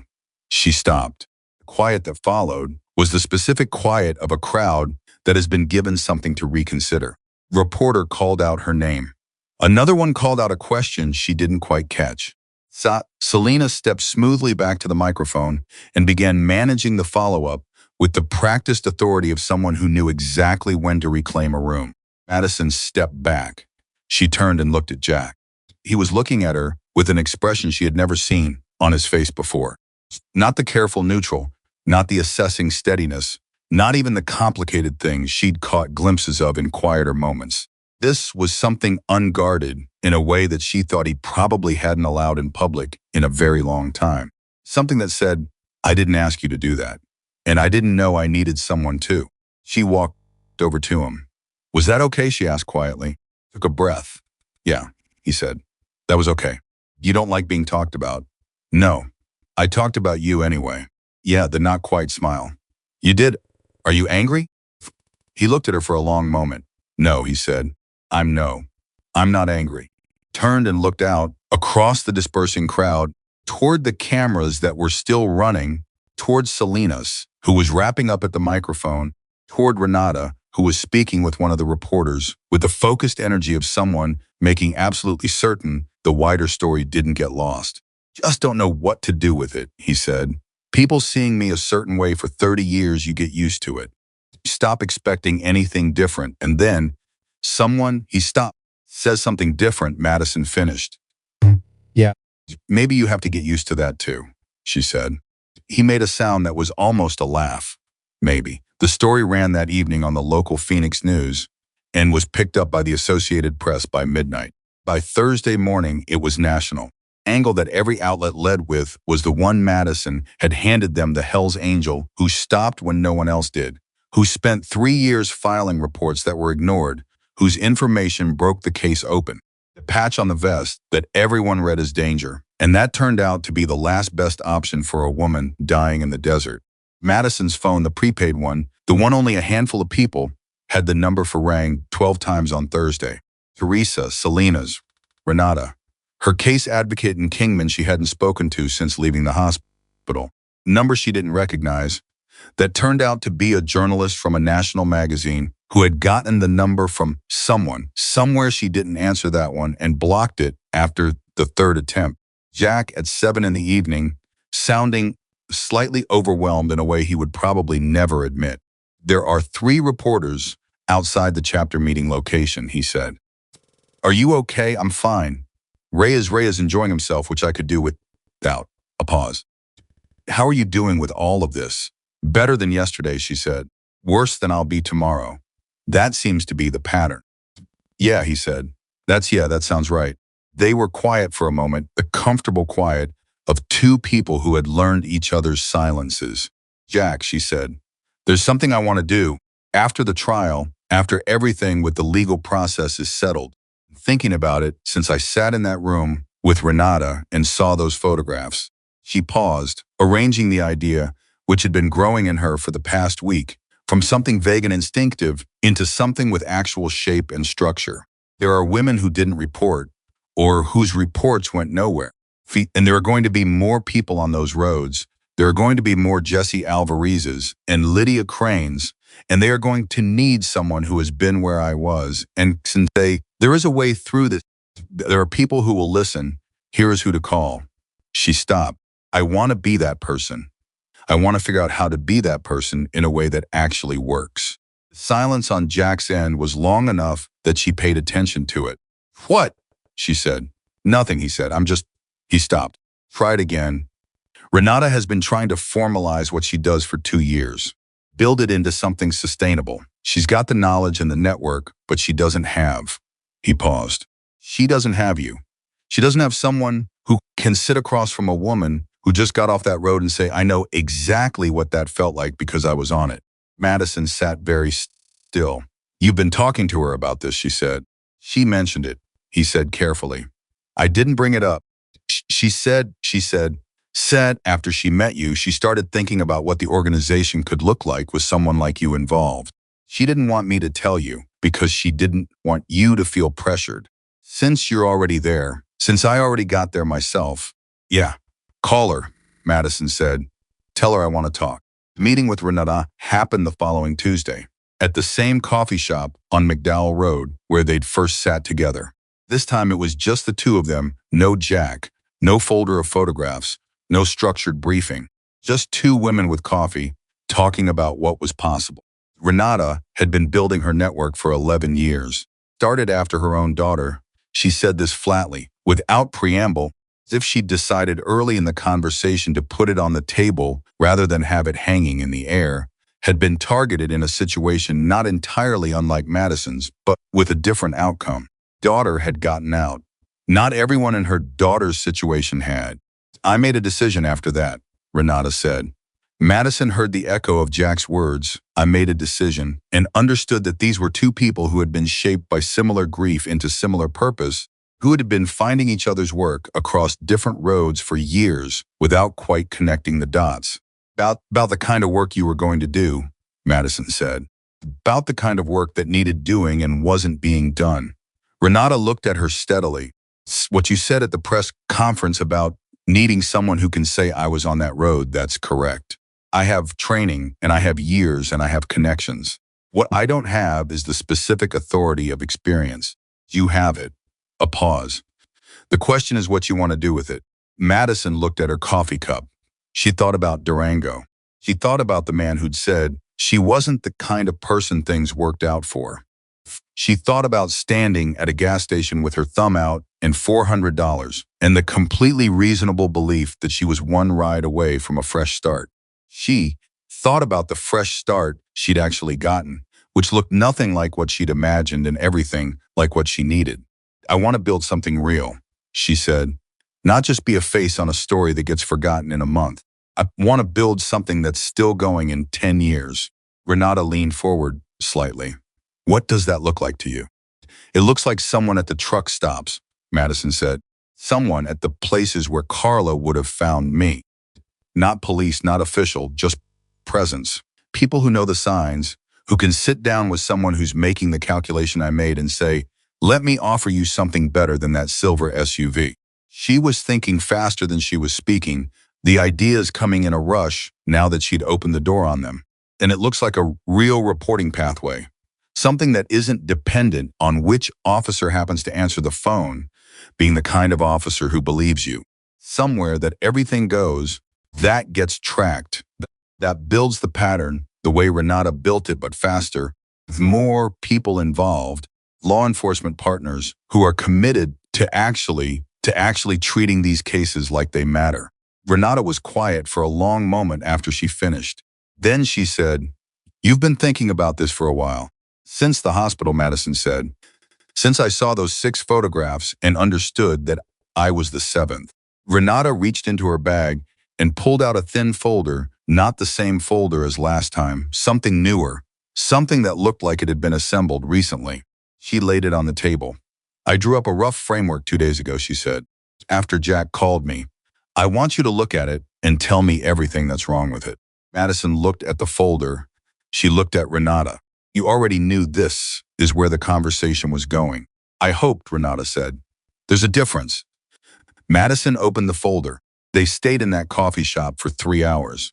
The framework Renata had drawn up was good, built on real knowledge and real experience, and Madison tore into it with the focused, practical energy of someone who had been carrying these ideas for 2 weeks and finally had somewhere to put them.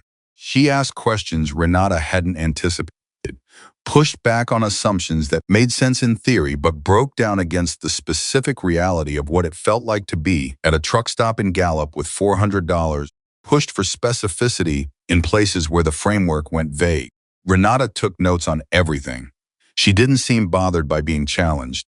She seemed, if anything, energized by it, the way people are energized when they find someone who engages with their work seriously enough to improve it. At the end of the third hour, Renata closed her notepad and said, "I need to know if you're in. Not almost in, not thinking about it." Madison thought about Teresa asking her to think carefully before making commitments. She thought about Jack's quiet voice saying, "You're not alone in this." She thought about the calling card Ray had given her, with 11 numbers on it, different pens, different handwriting, the accumulated over years. She thought about a woman who'd stood in a highway in the middle of an Arizona desert with both arms raised and refused to move until someone stopped. "I'm in," she said. Trial of Marlene Vogel, Carl Dunning, Anthony Pritchard began on a gray November morning that Phoenix couldn't quite decide whether to make cold or warm, settling for a thin, indeterminate chill that felt appropriate for the occasion. Madison sat in the gallery with Teresa on her left and Renata on her right and felt, for the first time since all of this had begun, specific weight of formality, the way the legal process took the chaos of real events and pressed it into a structure, gave it a shape, made it into something that could be argued and adjudicated and resolved. Pritchard had made a deal. He was testifying. That had been both a relief and a complication. A relief because his cooperation had expanded the scope of the prosecution. Complication because Madison knew that watching him on the stand was going to require a specific kind of emotional management that she had been preparing for and was not sure she was prepared for.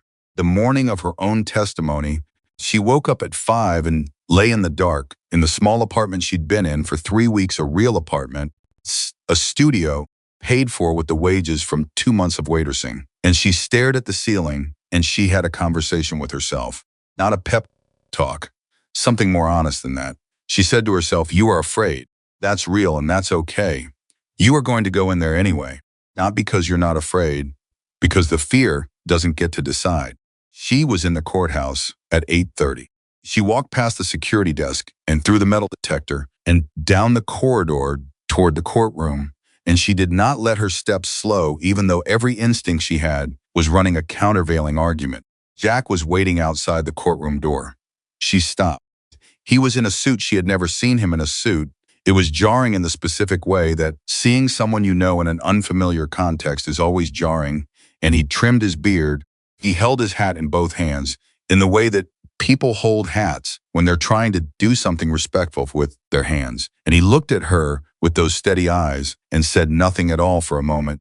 "You're here," she said. "I said I would be. You drove from Flagstaff. Last night I stayed at Ray's." He looked at her face, assessing with the same quick, practiced care he'd been assessing her with since the highway. "How are you doing?"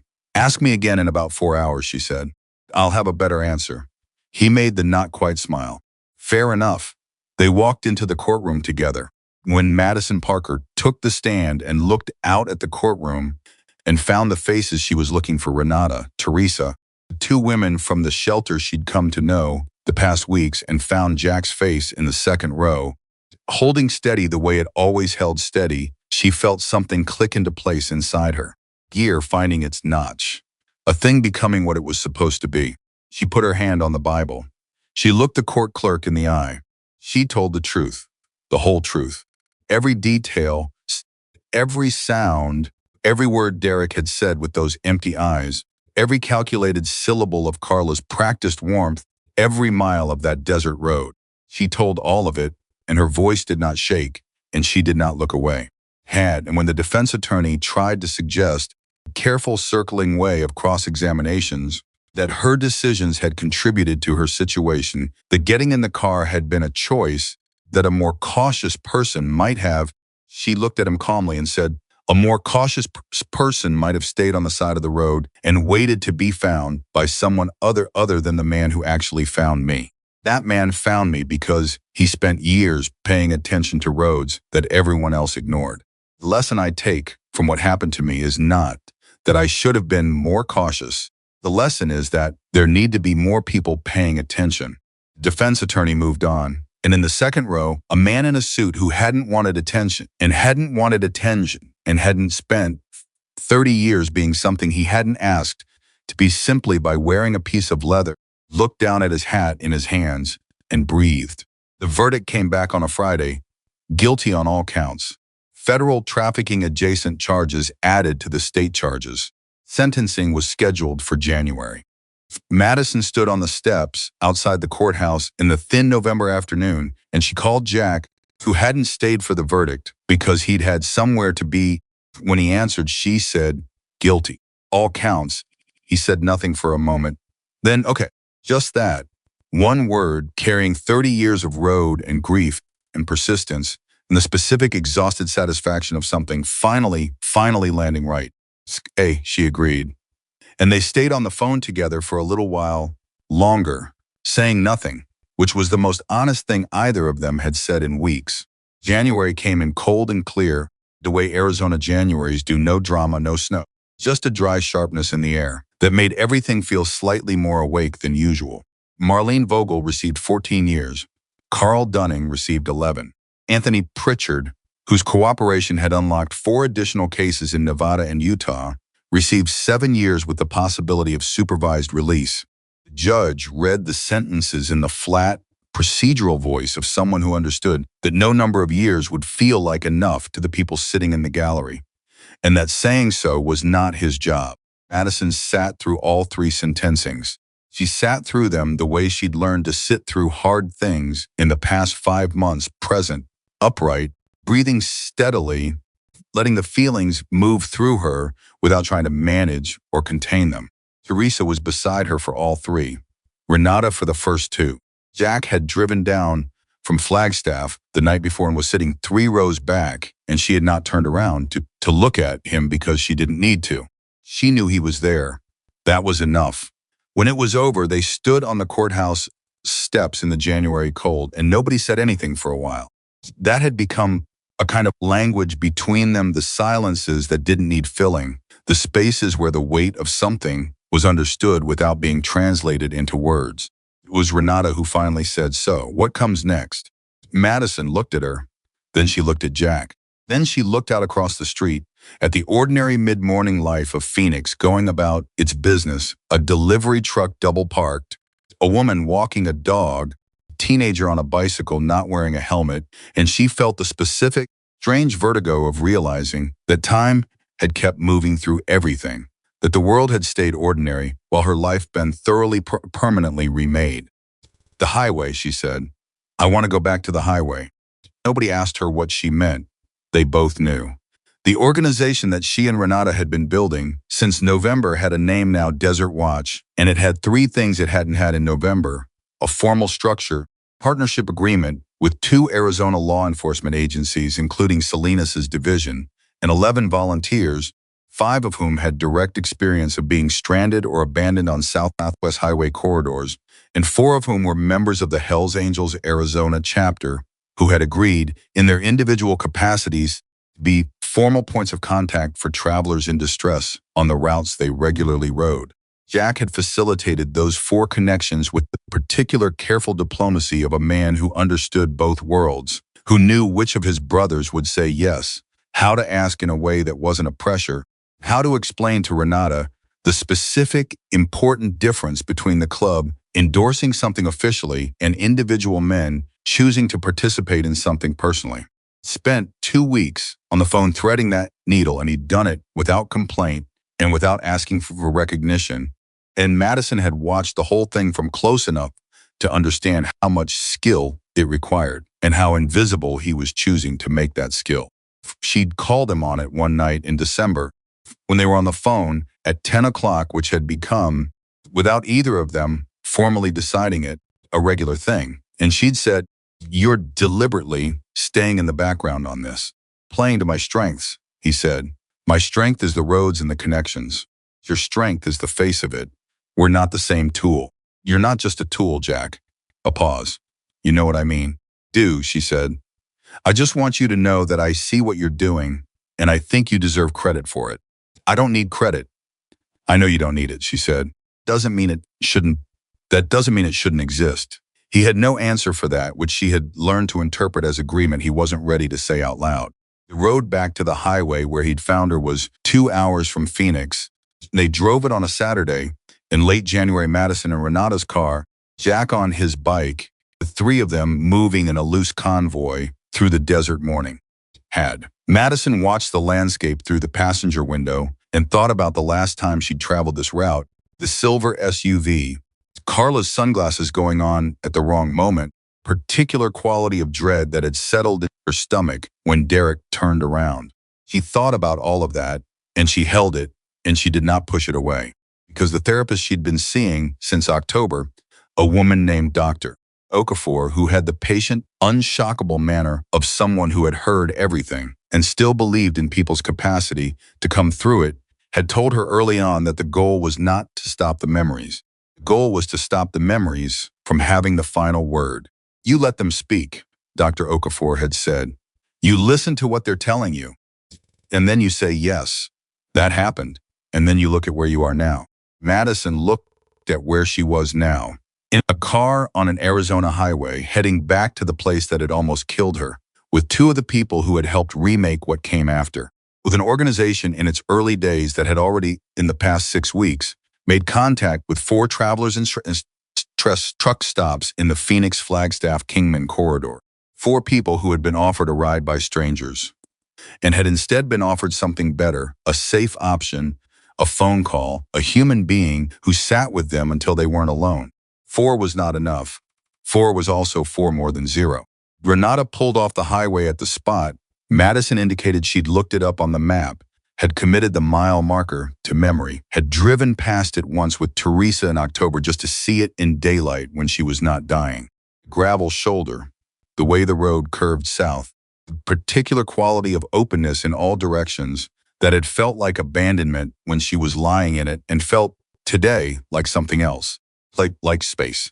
She got out of the car. Jack pulled the motorcycle off behind them and cut the engine and sat for a moment before getting off. Walked up beside her, and they stood side by side on the shoulder of the highway, looking at the road, not saying anything.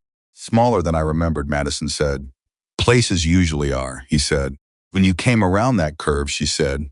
"That morning, what did you see?" "Exactly," he thought about it. She could tell he was giving it real thought, not a quick reconstruction. "I saw someone on the shoulder who wasn't moving right. The way a person moves when their body is starting to give up on them, it's different from someone resting. Seen it enough times to know it from a distance." He paused. "I slowed down before I even consciously decided to. The body knows before the brain does sometimes." "You were scared?" she asked. "You saw me?" "Not scared," he said. "Focused." Fear and focus feel different in the moment. Fear makes you smaller. Focus makes you bigger. He looked out down the highway. "Been scared on these roads. When I found the kid 17 years old, Darnell, he was conscious but barely. Temperature was 104. I was scared then. For him." A pause. For what would have happened if I'd been 20 minutes later?" "What did you do?" "Same thing I did for you. Water, phone, stay present. Talk to him, keep him talking." His voice was even, but she heard something in it, the residue of something that had been frightening and was now past but not entirely gone. "Told me about his mother the whole time. He just kept talking about his mother. Didn't know if it was delirium or if she was the thing he was holding on to. Either way, I let him talk. Did he make it?" "He made it." Pause. "He's in college now, pre-law." Another pause. "He wants to be a public defender." Madison turned and looked at Jack's face. He was still watching the road, but something in the set of his expression was different than usual, something more open, something that had let its guard down a fraction. "Contacted you?" she said. "Last summer. He'd found out who I was through the news coverage. There was a small piece in the Arizona Republic maybe 2 years ago about bikers on the highway routes, and he recognized the description. Sent an email to the chapter. Jack reached into his jacket pocket and produced his phone. He opened it, scrolled for a moment, and handed it to her. She read the email. It was 5 paragraphs long, written by someone who was clearly intelligent and who was very carefully trying to find the right words for something that didn't have right words. The line that stopped her was near the end. I know you probably did what you did because it was simply the right thing to do. And I know that people like you don't need my gratitude to feel good about what you did. But I need you to know anyway. I needed to say it out loud to the actual person. Because carrying that much gratitude for an anonymous act felt like something that was going to weigh on me forever. She handed the phone back. You wrote back, she said. Of course. What did you say? He put the phone away. He looked at the road. I said, stay on the path. That's all I needed from him. She stood with that for a moment. Stay on the path. Economy of it. The way it asked for nothing except continuation. Is that what you need from me? She said. Eventually, after all of this. No, he said, with an immediacy that surprised her. He looked at her directly. What I need from you is to know that you're okay. That's it. That you built something real out of what happened. You're doing. He held her eyes. That's not nothing, Madison. What you and Renata are building you. Understand that you're changing what happens to the next person on this road. You understand that, right? I'm trying to, she said honestly. Don't try, he said. Know it, because it's true. Already true. Those 4 people at the truck stops they're living their lives right now because you put something in place that wasn't there before. That happened. No one can unhappen it. She felt the thing he was saying land in her. The way real things land, not with the impact of something new, but with the recognition of something you already knew being said by someone who's saying it makes it more real. You did the same thing, she said. Every report you filed, even the ones that went nowhere. They were part of the record that Salinas used to build the case. They were part of the foundation that everything else stood on. He looked away. That's different. It's not different, she said. Took longer. It was harder. The answer kept being wrong, and you kept filing anyway. That's not different from what I'm doing. That's the same thing on a different timeline. He said nothing, she pressed. Say it back to me. Say what I did mattered. He looked at her like she'd asked him to do something mildly unreasonable. Mattis. Say it. A long pause. The kind of pause that tells you someone is actually fighting something inside themselves, not just being stubborn. What I did, he said finally slowly, had mattered. Yes, she said, it did. They stood there in the January cold on the shoulder of an Arizona highway, and neither of them said anything for a while. The road stretched out in both directions the way it always had and always would, indifferent to the things that had happened on it, indifferent to survival and grief and purpose and the slow, complicated work of becoming who you're supposed to be. Renata had walked a little way down the shoulder to give them space. She came back now with her hands in her jacket pockets and her face carrying the particular expression of someone who has witnessed something and is respecting it by not commenting on it. I got a call this morning, she said. Before we left Phoenix, she looked at Madison. It was Jesse Alvarez. Madison went still. She saw the coverage from the sentencing. She'd followed the case but hadn't reached out before. She said Renata paused. She said she wanted to talk to whoever was running Desert Watch. She wanted to get involved. That she's been trying to figure out what to do with what happened to her for 8 months, and she thinks she finally knows. Madison pressed both hands flat against her thighs, a grounding gesture she'd picked up from Dr. Oakfor that she used when something hit her harder than she was prepared for. She's okay, she said. Jesse, she's okay. She's in Tucson. She's working. She said she's been going to therapy since March. Renata looked at her steadily. She said she read your testimony, the full transcript, which the advocate's office made available.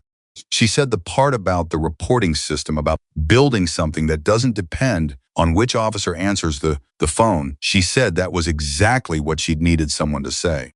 Madison pressed her hands harder against her thighs. Call her back, she said, today. Tell her yes, I already did, Renata said. She's coming to Phoenix next week. The twist of it, the thing that Madison had to stand still and breathe through was not just that Jesse was alive and okay. and coming to Phoenix. It was the understanding, arriving now with full force. Jesse Alvarez had been on that road 8 months before Madison, and if anyone had listened to Jesse's report, anyone had taken the pattern seriously 8 months earlier, then Madison would never have been left in the desert at all. The story that had saved her was built on the wreckage of a story where saving had come too late. Turn that over, she held it. She did not let it become guilt, because Dr. Coffer had taught her the difference between guilt and grief, and what she was feeling was grief for the 8 months of fear that Jesse Alvarez had carried alone, for the reports that had been dismissed, for the time that had been lost. And alongside the grief, something else, something harder and more forward-facing, because Jesse was coming to Phoenix. And Jesse had read the testimony. Jesse had said, I know what I want to do with what happened to me. 2 women, 2 desert roads, 8 months apart, converging on a coffee shop in Phoenix to figure out how to make sure there wasn't a third. Jack Madison said, yeah, the 11 volunteers we have for Desert Watch. How many more do you think you can connect us with? From your chapter, from other chapters, people who ride the remote routes regularly. He thought about it with the specific, practical focus of someone calculating resources. Honestly, if we formalize it right, if we make it clear it's individual choice, no club obligation, no liability, back to the chapter, I can probably get you another dozen. Maybe more in the spring when writing picks up. He paused. There are chapters in Nevada and Utah who've been watching the same patterns we have. The model works here, it can move there. I want to build a training component, Madison said, for the volunteers. How to approach someone in distress without scaring them more. How to make the first 30 seconds feel safe. How to ask the right questions. She was thinking out loud now, the ideas coming faster than her ability to organize them, which was a feeling she'd come to recognize as a good sign. Because the first 30 seconds, when someone sees a biker pull over, I know what those 30 seconds feel like. I live them. And there's a way to do it that makes a person feel safe, and a way to do it that makes everything worse. Jack was looking at her with an expression she'd seen before, the complicated one, the one that contained things he was choosing not to say out loud. What? She said. Nothing. He shook his head slightly. Just you know what you're doing. I'm figuring out what I'm doing. No, he said, you know. You've known since the hospital. You were building this in your head while they had an IV in your arm. He said it without particular emphasis, just stating a fact. I've met a lot of people. I can tell the difference between someone who has an idea and someone who has a calling. You have a calling. She looked at him. Is that what you have, a calling? I have a road, he said. Same thing, different shape. Drove back to Phoenix in the early afternoon. The same loose convoy, the sun moving west ahead of them. Madison rode mostly in silence, watching the road, watching the mile markers pass, letting herself feel the full strange fact of being here alive, whole, purposeful on this stretch of highway that had almost been the end of her story and had instead turned out to be the beginning of it. Her phone rang at 2:30, a number she didn't recognize, but with a 520 area code Tucson. She answered, is this Madison Parker? A woman's voice, young, careful, with a specific quality to it that Madison recognized immediately because she had heard it in her own voice for the first month after August, the sound of someone who has been through something and is deciding how much to let themselves take up space. This is Madison, she said. This is Jesse Alvarez. A pause. Hope it's okay that I'm calling. Renata gave me your number. It's more than okay, Madison said, and meant it completely. I'm really glad you called, Jesse. A breath on the other end. The kind of breath that carries a month of held tension, releasing a fraction. I read your testimony, Jesse said. I read the whole thing. I kept thinking, someone said it. Someone finally said the exact right thing in the exact right room. Another pause. Carrying what happened to me for 8 months, and I didn't know what to do with it. And then I read what you said about the reporting system, and I thought, that's it. That's the thing I want to help build. Then come build it, Madison said. We need you. I don't know what I have to offer. I don't have experience in this kind of work. Neither did I, Madison said. Jesse, to me, you have the most important thing. You were on that road. You know what it feels like. You know what the first 30 seconds feel like when someone approaches you and you're terrified and you're trying to figure out if they're safe. That's not something you learn in a training. That's something you carry. And it's the things that changes everything when you're sitting across from someone who just got off that road and they're trying to figure out if they can trust you. Silence on Jesse's end was long enough that Madison checked the call was still connected. Okay, Jesse said finally. Her voice was steadier. Okay, I'll come. Next week, Madison said. Renata has the details. Jesse, she paused, feeling the weight of the next thing, the simple, enormous weight of one person saying this to another. Glad you're alive. I'm so glad you made it. A sound on the other end that was not quite a word. Not crying, something past crying. Something that was the sound of a person when they had been seen completely and weren't sure they were going to survive long enough for that to happen. Me too, Jesse said. 6 months after that phone call, Desert Watch had 18 volunteers across 3 states, formal memorandum of understanding with 4 law enforcement agencies, 20-page training curriculum that Madison and Jesse had written together over 3 months of weekly sessions in Renata's living room, and a hotline number that had received 47 calls since it launched in March, 12 of which had involved active interventions with travelers in distress. 12 people, 12 situations where someone had called the number and a real human being had answered, and something real had happened as a result. 12 was not enough. 12 was also 12 more than 0. Madison had decided to hold both of those things without letting one cancel the other out, which was its own kind of discipline. She was living in a 1-bedroom apartment in Phoenix now, with a proper lease and a real bed and a coffee maker that she'd bought herself. She was working 3/4 time at the restaurant on Indian School Road while putting the rest of her hours into Desert Watch. It was not a comfortable financial situation. It was not a comfortable anything situation. In the ordinary sense, the work was hard, and the emotional weight of it was real. And there were nights when she sat in her apartment and felt the accumulated cost of what she was doing in a way that required her to call Teresa or Okafor or just sit on the floor for a while until the weight redistributed. But it was hers. Every piece of it, the discomfort and the purpose and the weight and the meaning was hers, in a way that nothing before August had been. It was the life that had come out of the desert, built from scratch, built out of what had happened to her, and what she'd decided to do with it. She would not have traded it for anything she'd imagined wanting before that Tuesday in August when she'd climbed into a silver SUV outside a gas station in Gallup and made the most dangerous decision of her life. On a Saturday morning in late August, almost exactly a year to the day from the highway, she was at a truck stop outside Kingman, which had become a regular rotation point for Desert Watch volunteers.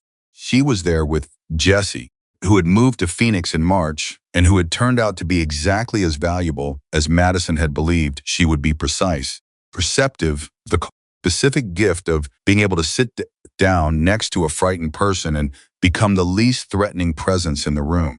They were nursing coffee at a table near the window when a young woman walked in alone. Madison's attention moved to her the way it always did now, the trained attention, the pattern recognition that had been developed through months of watching. The woman was maybe 22, with a bag over one shoulder and a phone she kept checking and a look around the truck stop that was half hopeful and half afraid. Looking for a ride, running the same calculation, Madison and Jesse exchanged one look. No words needed. Jesse stood up first because they'd learned together that Jesse's specific energy, quieter, less direct than Madison's, landed better with certain people in certain moments. She over to the young woman. Walked back to the young woman and said something that Madison couldn't hear from across the room. And the young woman looked up with the wary, measuring expression of someone who was trying to figure out the angle. Jesse said something else. The young woman's expression changed. Not trusting, not yet, but something in her posture shifted, the automatic defensiveness dropping a fraction.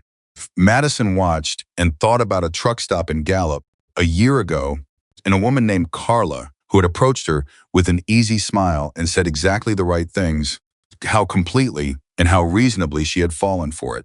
She thought about what the alternative could have looked like, what it would have looked like if there had been someone at that truck stop who wasn't calculating what they could take, Someone who was simply present, simply offering something real.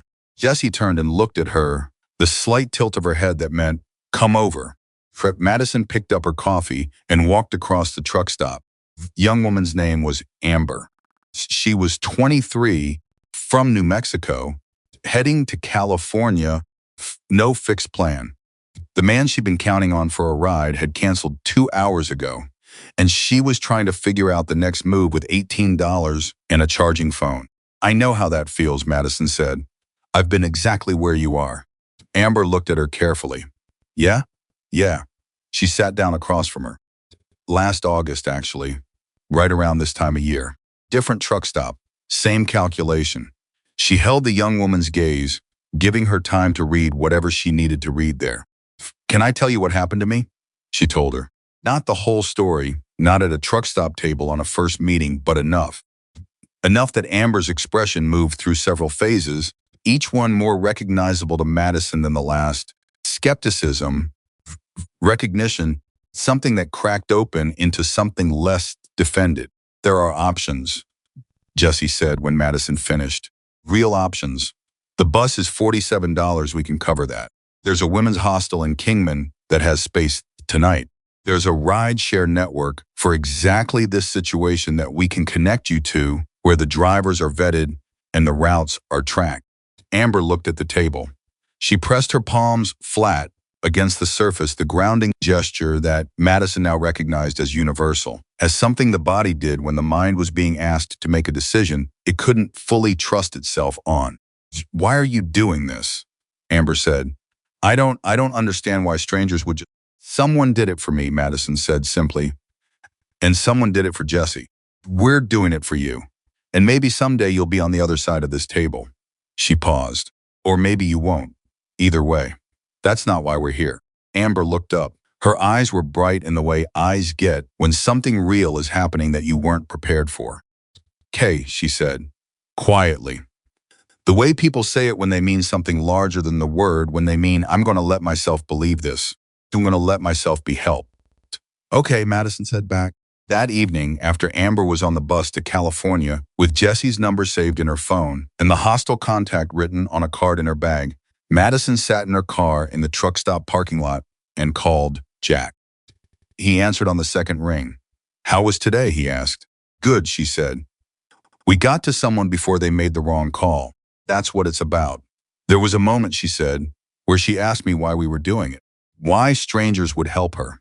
She paused. And I realized I've been asked that before, and I always say because someone did it for me, which is true. But sitting there today, I thought that's not the whole answer anymore. The whole answer is that this is just what I do now. This is who I am. It's not because of the past anymore, because of who the past made me. Jack was quiet for a moment. Yeah, he said, that's the place you're trying to get to. When it stops being about what happened and starts being about who you are. A pause. Took me about 5 years to get there. You made it in 12 months.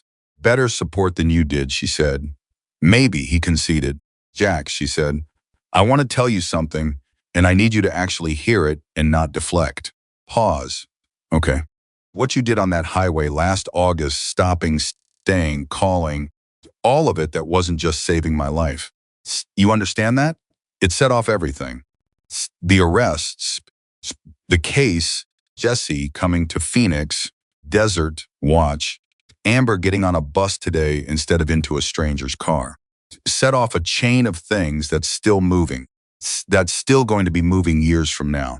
She made herself say the next part cleanly, without hedging. You changed more than my fate that day.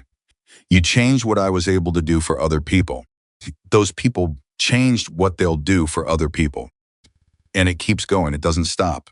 She paused. I need you to know that. I need you to carry that. The silence on his end was the longest she'd heard from him. When he spoke, his voice was different from its usual careful, even rougher at the edges, carrying something he was allowing to be audible for once. I hear you, he said. Good, she said. Madison. Yeah, for what it's worth. He stopped. She waited. 28 years of riding those roads, after everything I saw and everything I filed, and everything that went nowhere, and everything that felt like it wasn't enough, I want you to know that. Finding you on that highway was, he stopped again. She heard him find the words, or decide to use the ones that were already there. That was the day the road gave something back, and I'd been waiting a long time for that. She pressed her hand flat against the steering wheel. You earned it, she said. Every mile of it. He made the sound that was almost a laugh. Maybe so. She drove back to Phoenix in the early evening. The way she drove these roads, now fully awake to them, watching the shoulders, watching the mile markers, watching the way the light fell and the way the road curved, and all the places where someone might be trying to make themselves visible to someone who was willing to look. The way Jack had taught her to watch, without meaning to teach her anything, just by being the kind of person who had never stopped paying attention. There would be more Ambers. She knew that. More truck stops, more calculations, more young women running the invisible arithmetic of risk and necessity and hope. More people on roads that everyone else forgot, waiting for someone to stop. There would be people stopping.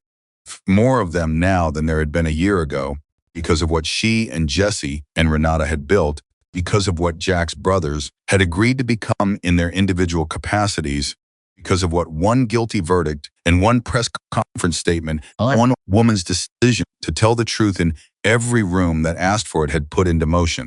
It was not enough. It was also more than nothing. She had decided to hold both of those truths in the same hand every single day, because that was the only way to keep working to see the gap between where things were and where they needed to be, feel the size of that gap clearly and without flinching, and to keep walking toward it anyway. She thought about Jesse's voice on the phone that first day. Someone finally said the exact right thing in the exact right room. She thought about Darnell Washington, 17 years old, talking about his mother while Jack kept him conscious in the desert, now studying pre-law. She thought about Renata's daughter, who had made it out. She thought about the woman they'd called a domestic dispute, whose name they still didn't know, whose report had been closed, who was out there somewhere, living a life that she'd had to build the way Madison had built hers from whatever was left after the desert. She thought about Jack Reynolds, 52 years old, sitting on a highway shoulder in the Arizona heat and saying, "I've got you to a stranger," meaning every syllable. Had. She thought about the specific miracle of a person who keeps doing what's right across 30 years without anyone telling them it's working, without enough evidence to be certain it matters, on the faith that the road will eventually give something back. She thought about what it meant to live like that, to choose it over and over in the absence of proof, the presence of dismissal and misunderstanding, and 30 years of being seen as a patch on a vest instead of a person behind one. She thought, that is what courage actually looks like. Not the dramatic kind, not the kind that gets documented and celebrated in real time. The other kind, the daily grinding private kind that doesn't ask for witnesses. She had been trying to learn that kind of courage since August. She was still learning it. She thought she would probably be learning it for the rest of her life, and she was not afraid of that. She was, in fact, grateful for it in a way she hadn't known gratitude, could feel not the surface gratitude of someone who got lucky, but the deep structural gratitude of someone who had been rebuilt by what happened to them into something more solid and more themselves than they had ever been before. The apartment was quiet when she got home. She made tea, which she'd started doing in October, because Dr. Kaffour had suggested it as an evening transition ritual, and she'd been resistant to the suggestion because it sounded too small and too ordinary to matter. And then she'd tried it and discovered that small and ordinary were sometimes exactly the point. She sat at her kitchen table with the tea and opened her laptop and started drafting the training module she'd been working on about first approach, about the first 30 seconds, about how to make a frightened person feel safe enough to let you help them. She wrote for 2 hours. When she stopped, it was because the module was finished, not because she was tired. She read it through once. It was good. It was specific and real and built from actual experience, hers. Jesse's, the accumulated knowledge of 12 months of truck stops and terrified faces and the patient daily work of showing up and being the alternative to the wrong choice. She saved it, closed the laptop. She sat in the quiet of the apartment, and she thought about August, about the highway, about the sound of a motorcycle engine breaking the silence. She thought about a woman lying on hot asphalt with both arms raised, refusing to make it easy for anyone to drive past her. She thought about the man who stopped. She thought about what his stopping had made possible, not just for her, for Jesse, for Amber, for the 12 people who'd called the hotline, for the people those 12 would eventually sit across from, for the chain of things still moving and still growing in directions neither of them could fully see yet. She thought, a hero does not always look the way people expect. She thought, sometimes the most important thing a person ever does is simply refuse to keep driving. She thought, and sometimes the life you save will spend the rest of its days building something with the fact of its survival. And the road that tried to erase you becomes the place where everything real about you began. Madison Parker was 25 years old. She had a lease and a coffee maker and a training module and a phone with 18 numbers in it that meant something. And she had a calling that had found her in the worst moment of her life and had not let go. She had been abandoned in the desert, and she had been found, and she had taken everything that happened in between and made it into something that would outlast every part of the story that had tried to end her. Somewhere on an Arizona highway, the deep dark of a Saturday night, motorcycle moved through the desert, steady, patient, watching the shoulders, watching the mile markers, watching for the person who might be out there with both arms raised, waiting for someone willing to stop. The road stretched on, and someone was paying attention. That was enough. That had always been enough.